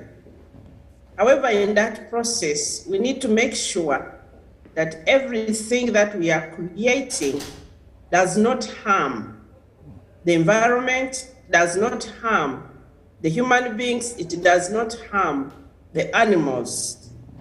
So we build in science that system to make sure that everything that we are doing is not injurious to our environment. And so we put that place in, we put those rules and regulations and measures. That's what we call biosafety. Well, Doctor, having explained what biosafety is all about, now this is we are now having the 5th annual National Biosafety Forum running. Help us understand, what are the objectives? Is it just an annual event, a forum that brings together these people, or there are specific objectives that you're working around this time? I think now when this particular biosafety conference, our symposium, is a little different from the others that we usually hold. In the past, in the first 4, it was sort of an audit of where are we with what we have been working on. And if you are aware, we were working on a law for the past 20 years. We were working on a law. It went back and forth in Parliament, and there were issues. So in the past, we were more working on an audit of how are we doing with where we are. Over the past 2 years, since COVID came, a lot of science and technology and innovation has been ignited in the country and set a different trend. There is really a sharp rising trend, and we have ventured into a lot of new areas. So this particular conference, beyond being an audit of what was there, is also taking stock. Have we covered the new areas? Are we up to the task? And the major change in the ecosystem is that we have gone full throttle in research, development, manufacturing, and engineering of so many things. So this particular one includes a baseline assessment of how ready we are to ensure biosafety in this age of increasing research in the country, increasing industrialization, increasing bioengineering. So this is the additional objective that we have. We want to create now biosafety and security, which covers the entire scope of what we are doing now. Doctor, when you talk about regulation, many scientists today have talked about this being a hindrance to the successful breakthrough that they want to make. Why has it taken 20 years when you talk about genetically modified crops, talk about anything to do like that? You're opening a tin of worms to many Ugandans today. So what could be the cause of such? I think the simple answer is understanding. We really on both the side of the scientists and on the side of the regulators, the legislators, policymakers, but also on the side of the users, our understanding was still limited. Number two, we were really not very active contributors. We were more setting these laws to defend ourselves from what is coming from outside. And because if you are not participating in the generation of the technologies, you're very suspicious.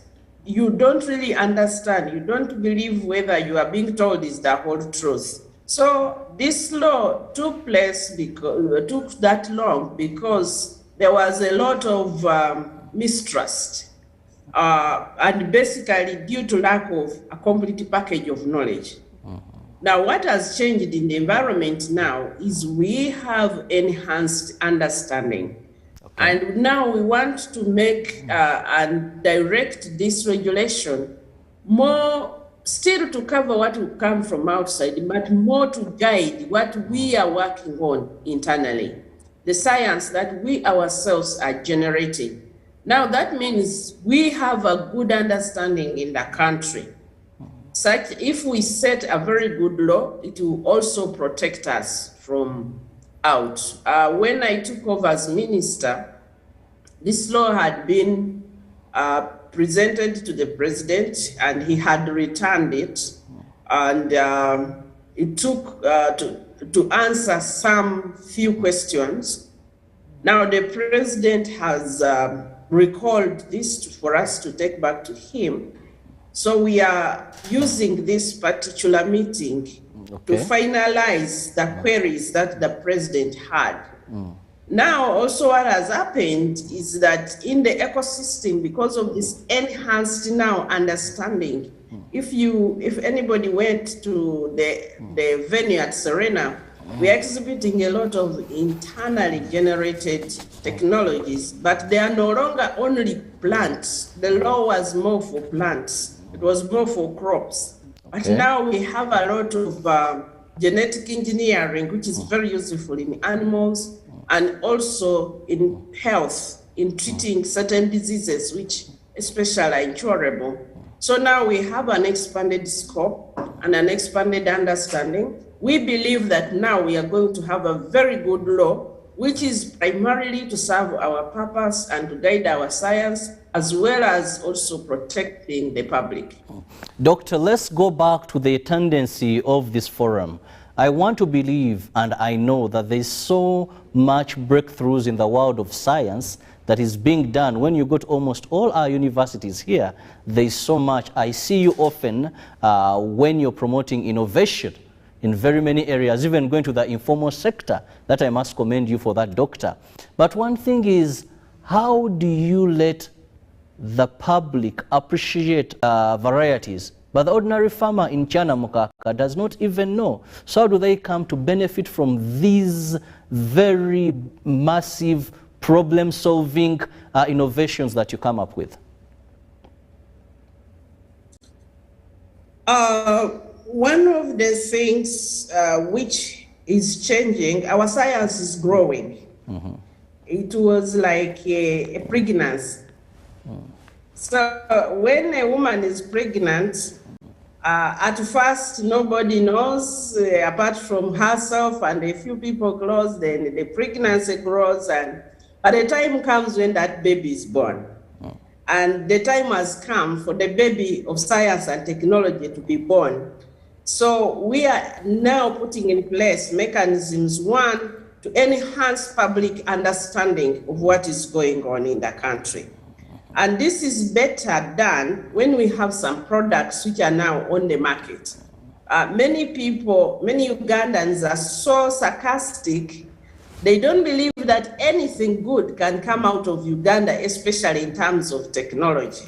But now that we have some products which are on the market, very good quality products, which we have put on the market, it's now time for us to begin explaining to Ugandans, and with examples they can see.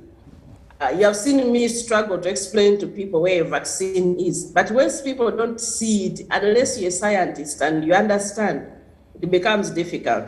So now, these technologies, we are putting in place now mechanisms which are going to be unveiled this coming financial year to really promote the technologies to get out of the research institutions, to get out of the universities, to go into, if they need to be refined, but if they need to be disseminated, because there is a gap between the scientists in the research institutions and, for example, in agriculture and extension workers. How do you get this knowledge from here to the extension workers and the technology so that extension workers understand it? But now this is the era. This is why we are in the media. We are explaining to Ugandans what we are doing. Allow me go back a little about the comment you made about why do we need a law? Many people would want to do science unregulated. But that is not good. As I said, science interferes with the natural way in which things were. So you need to make sure that there are laws to guide that interference. In the process of creating value, we don't want to hurt Ugandans. That is where many fear the unknown. When they hear doctors in the laboratory working upon this, many times people will look at the other side of it. But I'm also very excited now that the scientists are moving away from the research centers. They're moving away from the laboratories. So we, the ordinary people, the arts, will be able to understand that this is what we are getting. Doctor, going back to this conference, it is ongoing. What are the expectations of this, the outcome of this conference, where we've seen a number of people that are meeting, and of course, away from just the element of regulations, what are you expecting and how is this going to help the ordinary Ugandan? One of the things is we are deliberating on the direction and the new scope of regulation. We are deliberating on a framework which will make regulation organic, ongoing, because now technologies emerge so fast. Recently, we issued a call for applications, and within 1 week, we had 406 applications. And each of them has a new technology they want to bring forward. So we cannot have a same rigid, slow process. So we want a framework which will be flexible. The other thing is, how do we collaborate? If you see the presence of people in that meeting, the scope is very wide. Okay. There are different people regulating different things, and they have each been working in their silo. So we want now to create a network where I can move through the different regulations. We also want to look at how do the different laws and regulations speak to each other, because some of them contradict. So we want to make sure that there is harmony in the policies, in the laws which are moving, and we're trying to identify where some of those different laws so that we can begin to work on them and harmonize them.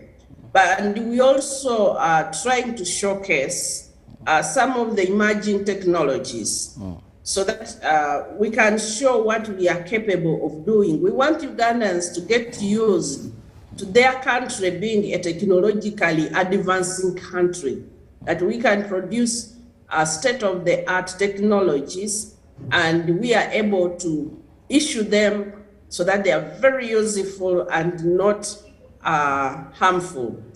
Also, you are aware that we are really discussing everything in the East Africa community context and also in the African Union context. So we want to identify specifically this meeting, how do we work around in the East Africa community to make sure that we have harmonized regulations, because we want things to be flawless in the community.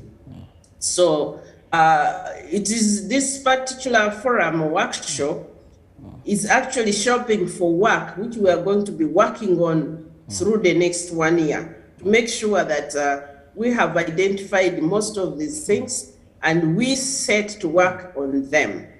Well, we also specifically want to make sure we have input into this genetic engineering law so that we are ready to pass it, to take it back to the president, and we are able to have a law in the country. Well, I can't wait for that law to be passed because as a journalist, I'm very eager to learn, read, and of course the composition of it, where we saw a number of Ugandans, most of our politicians, well, jumping to the top of their heads regarding how are we protecting the indigenous crops we have, how are we making sure we do not have runoffs and all that. But Doctor, how are we bringing in the informal sector? You see, most of the times we've talked about the elite, the Dr. Museneros, the Professor Ogwang, yet I believe there is so much science, though it may not be that very organized.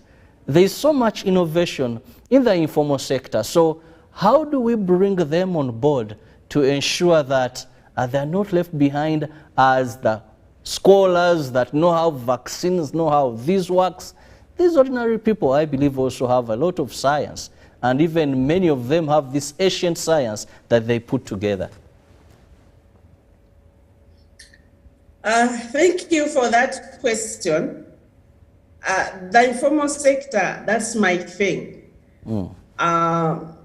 I have, if you have followed me since I became minister over now 1 year, I have been to exhibitions of traditional healers. At least I haven't been to a shrine, but I've been to the medicines to understand what they have. I have been to several of those exhibitions. I have been downtown in Katwe, spent a day with those innovators to understand how they work.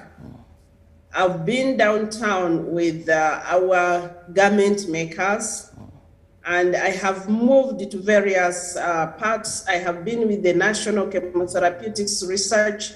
So I need to understand the entire scope. And over the past year, it has been learning and understanding the informal sector. And right now, I have a lot of my staff working on the different aspects of informal staff, working with them to see how we can organize them and how we can translate their language so that we can support them. So with us, especially in particular areas like in medicine, we cannot develop a sound and competitive pharmaceutical industry in Uganda without understanding the informal sector, our natural and our traditional healers, because they hold the secrets to our medicines. So we have also at the office, we have set up something we call the One-Stop Center. The One-Stop Center is a space where any innovator can come It doesn't matter which language you speak, we will find someone to translate. And we begin with where the innovator is or where the knowledge owner is. Then we also have a plan to try and create similar centers regionally, where people can understand, where maybe they will not be operational this coming financial year, but will work through the framework, and the following financial year will be able to open these centers, because government has opened universities at the different centers. However, the universities have kept very elite. So we through the year, we will be building the understanding and the need to work with the informal sector, not only in the medicines, but also we have a lot of artisans who have things, if you combine in with the science, you can produce something which is industrial. So that is really work which is moving.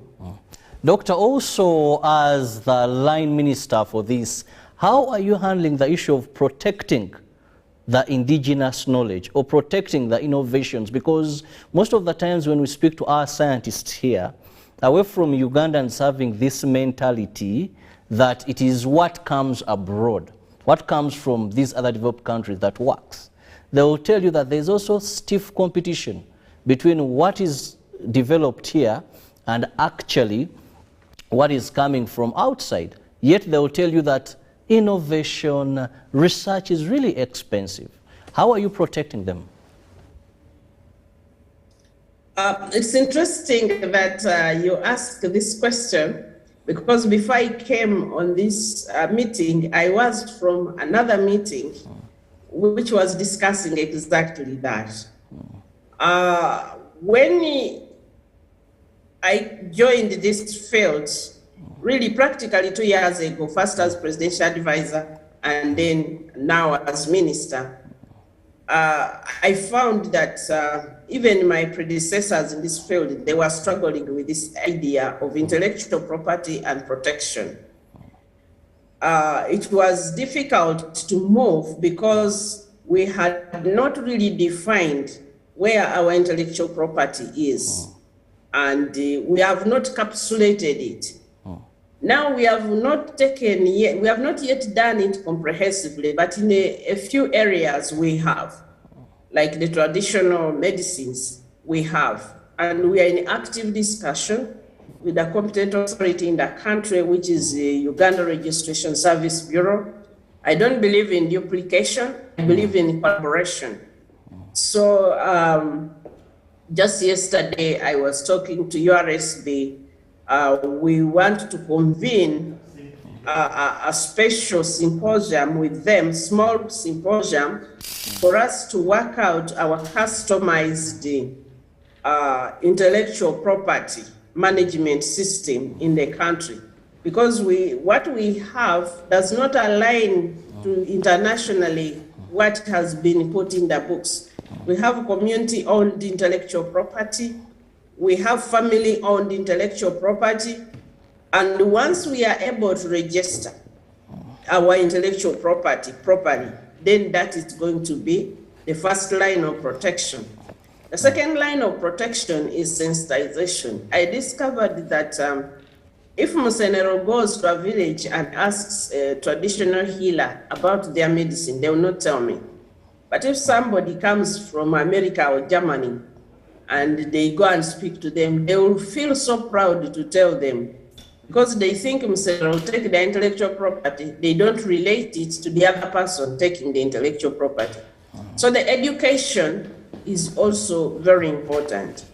The issue of competition with the international, of course, we have not been in this area and we are trying to create room for us. But that is something that we will manage at policy level, while we have now taken into custody our own intellectual property. Our intellectual property has been open. We are now working to build trust. And trust comes when you have systems. If you don't have systems which assure our people of protection, it is not going to be possible for us to to put that in place. So we are building systems of trust. For example, all the medicines that we are taking through clinical trials, we now want to require that there is a clearance through URSB who owns this intellectual property before we even invest in it. And then lastly, is government supporting these people by investing in their medicines, in their innovations? If government is investing, then you should know that they're interested in you. But the most important thing is for us to build a system of trust.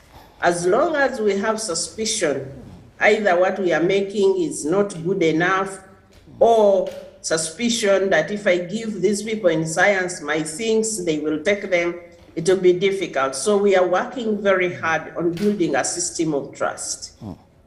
Well, trust issue there and government supporting these people, I strongly believe this will go a long way into strengthening, that is, first the trust of people who come up with this. I loved it when you said if Dr. Musenero asked these people, they would not give you anything to do with their formula. If a white man came, well, they would gladly do that. But you're also joined by Dr. Martin Ongolo, who happens to be the acting executive secretary of the Uganda, that is National Council for Science and Technology. Doctor, you're most welcome. Thank you. Good morning. I know you're a busy man at such a time, running here and there just to ensure that all goes well at the forum. Sure. This is day 2? Today is day 2 for the forum. Well, Doctor, just to take you into this forum, let's understand, you know, what is the composition of the people attending? Because you need to sell science out. Is this specifically for the scientists that you've brought in, the people that need to market, to understand, to disseminate the information? Thank you. There is need to market science to the community. And of course, we need to market it in such a way that it demonstrates the support or the advantage of applying science and how it trickles down to the community. So today is the second day of the National Biosafety Forum.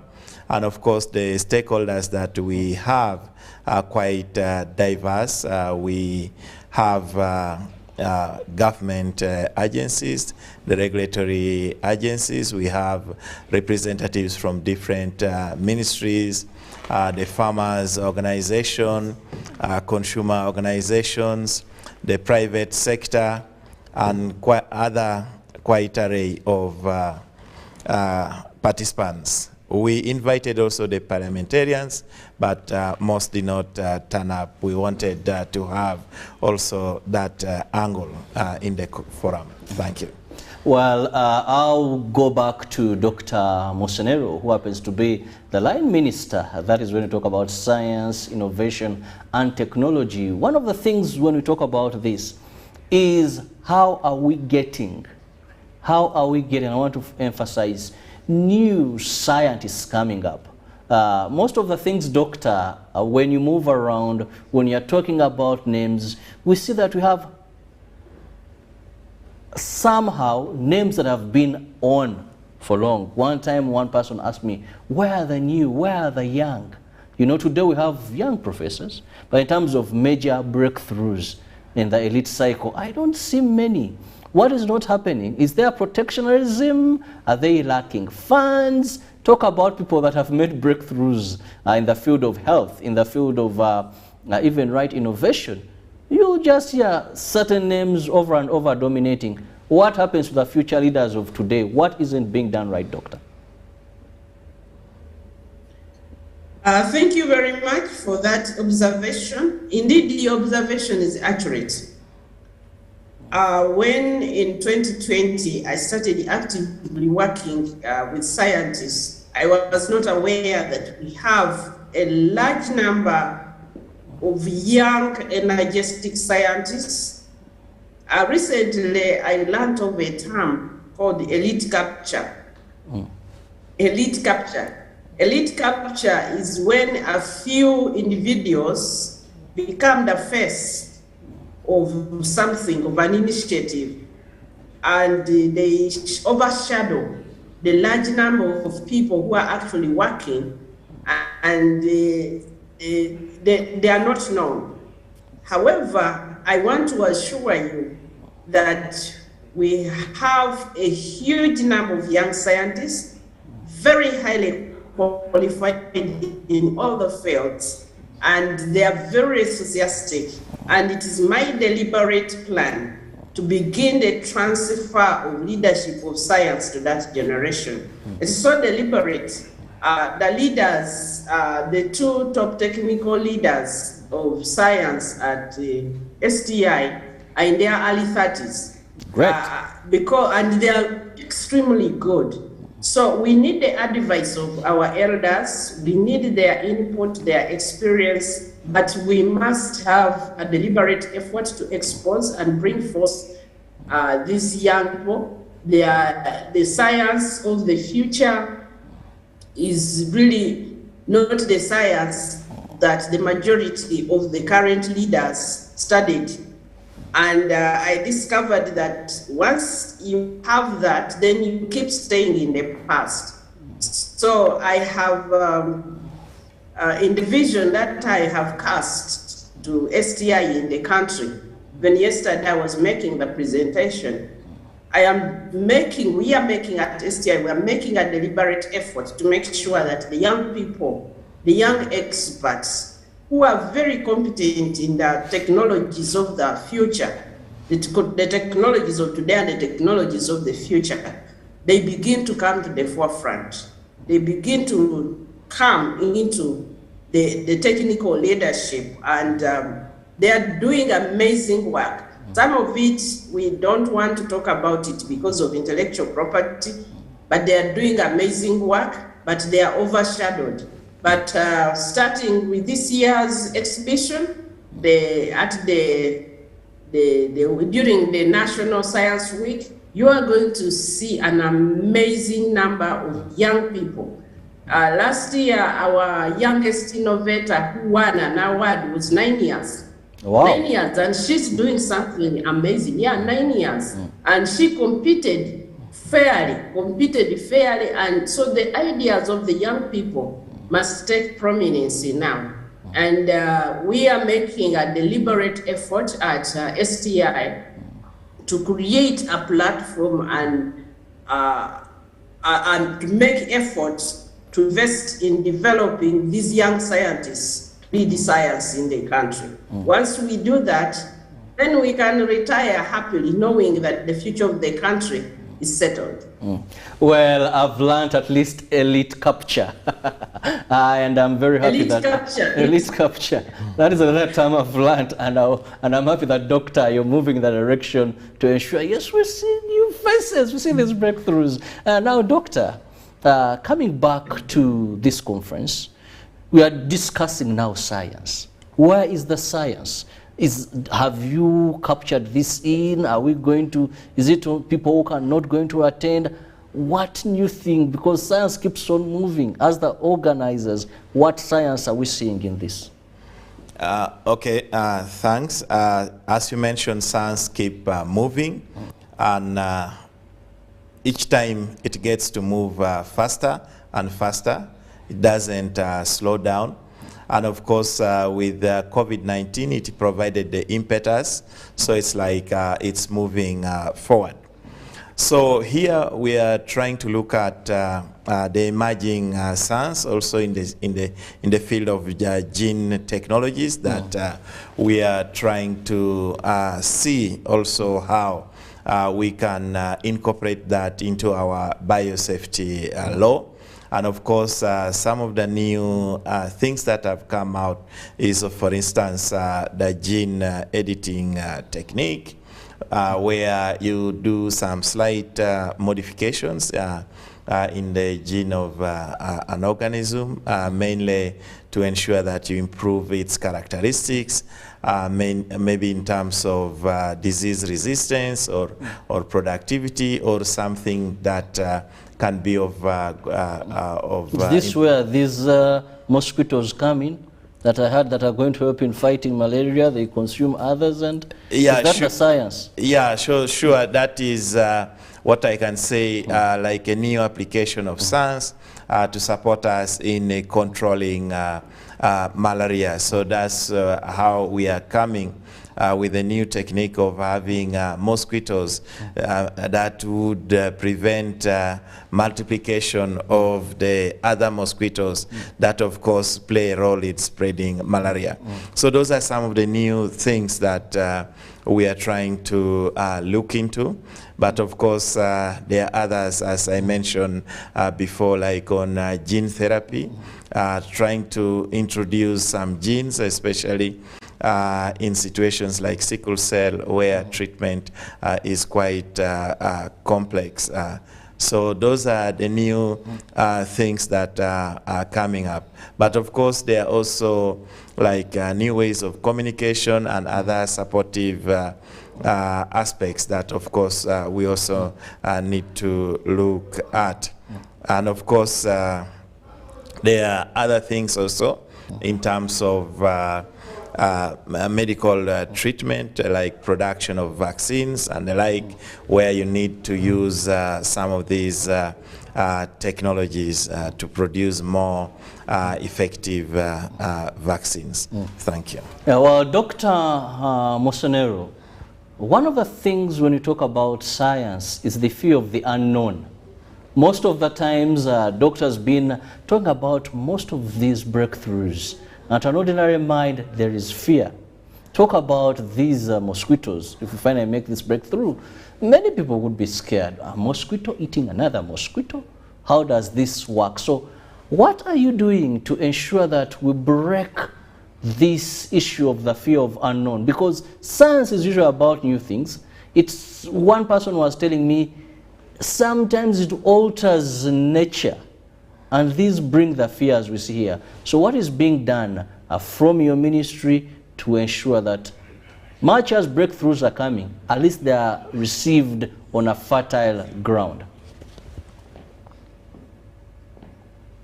Thank you. I hope you are asking me because yes, definitely. We dropped off a little bit. But now science is a tool that is used to add value. And I really believe that the way God created the world, He envisioned science to be part of it. Because any country that does not add value to what nature has placed in the environment, that nation will look like it is growing for a while, but eventually it will start to decline as they finish what nature gave them. But if a nation begins to add value, and we see this through very old, in the Bible we're talking about ironsmiths and, you know, taking iron from the soil, gold, they are doing gold coins. So science is not something new. It is when a nation becomes lazy, because it is the people of a nation who do science. Now, to prevent science from harming nature, that's why we have all these systems. We have all these measures. Science is highly controlled and regulated if it is going to be useful, because people can use science for evil. So you have to make sure that there are laws which are enforced, there are policies, there are regulations, there are standards which are strictly monitored. And when science is done properly, that is how a nation develops. And Ugandans should not be unnecessarily afraid, because other countries have done this. We have all these countries we call developed, they have developed through science. Besides, Ugandans daily use products of science from other people. They get up in the morning, the first thing they do is to check their phone. The phone was developed through science. They turn on that switch and electricity comes on. It was developed through science. So once science is systems, not this thing that Ugandans expect. They think that if you say, oh, we are going to do research on a vaccine, then bang, tomorrow is there. If we did that, then we would worry. But science which is done systematically carefully, following the scientific process, that science is safe. And I would like to tell Ugandans to be proud of Made in Uganda. Because who else cares about a Ugandan as a Ugandan? When we become proud of what we make, of what we ourselves have developed, I cannot end this show without referring to a video which was trending on social media yesterday about someone who used it to abuse the Kiramoto's initiative. And then he rode on this bus and was like, this is the best bus that I've ever ridden on. Now, that's the standard we are setting for Uganda. We are not going to go into quick, haphazard things as STI. We are going to go into careful, organized, very high standard science. And that's why even at this forum, we are working on making sure that we have the best regulations, we have the best laws that will ensure that when our products come out, they are not only going to be safe for Ugandans, but they are going to be the best quality on the market. So we should not fear, and I would like Ugandans to encourage their children now to study science, because jobs created from science, jobs which are going to need science, are going to open up very rapidly in the coming few years. Well, Doctor, I also want to get you on the Innovation Fund or Innovators Fund. Many times I've had a number of youth saying, how do we access this money? Dr. Musonero, we have a minister who is very active, so much on ground, but all ideas reach a level and they stagnate because of lack of funds. How is this something that they can benefit from, away from just hearing about it, now that I have an opportunity to have you on set? The Innovation Fund is a fund that was started some years ago. I think it started at the National Council of Science and Technology. Then it was moved into the former ministry. And when the ministry was abolished, it was transferred to STI at Office of the President, which I had. Initially, it did not have a clear framework. It did not have a written clear framework, just like all things which are beginning. Then we had a framework which was passed by cabinet. I have studied it. I think it needs a review. It needs a review. We need to have a deliberate effort to make sure that young people participate. Now, how do we currently use the Innovation Fund? We issue a call for applications. We issue that call in social media and also in newspapers.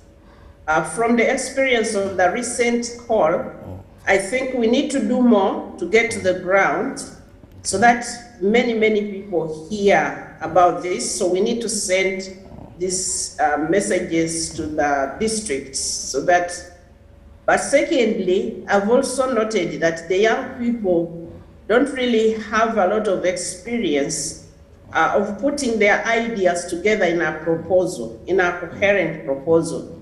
So I told you that in the recent call that we issued in May, we received 406 applications from all over the country. However, some of those, you could not make out exactly what they are trying to do. So I told you that we're going to have a deliberate engagement with young people to help them to learn how to organize their ideas in such an application. So you find that for you to understand what the young people are trying to do, they have to meet you and you ask a lot of questions. So we are packaging this information to make sure that they can get some skills on how to put together. Having said that, In the recent the recent awards, we had quite a lot of young people. And as I told you, I am deliberately working to take science from elite capture, where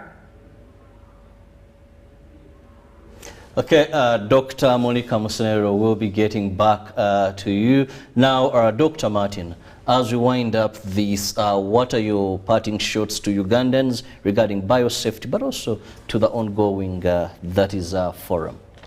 Okay, thank you. So my parting shot to Ugandans is that we are interacting with stakeholders on the biosafety regulations, and as the Honorable Minister mentioned, we are going to have the best regulations possible within the region and the country, and these regulations are intended to ensure safety and to ensure that using biotechnological applications, we can work towards transforming our country to a prosperous and a modern society. And of course, this conference is ongoing, and it's both physical and also on Zoom. You can get to the Uganda National Council for Science and Technology Twitter handle or Facebook or any social media. We are there, and you can anchor on to the conversations. And you are free to send in your questions through the chats. It will still be captured as we discuss. Thank you. Well, thank you so much. That is Dr. Martin Ngolo, who happens to be the acting Executive Secretary of the Uganda National Science and Technology Council. Thank you so much for your time. Thank you. I don't know if Doctor, are you still with us? Doctor, are you still with us?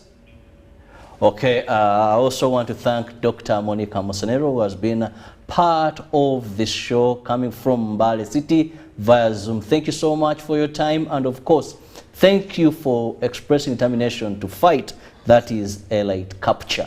We need more kids on block, we need more innovation, and I'm very happy when you say that is the direction you're taking. Have a lovely day. God bless you. I want to wish the scientists fruitful deliberation during the ongoing forum. See you tomorrow.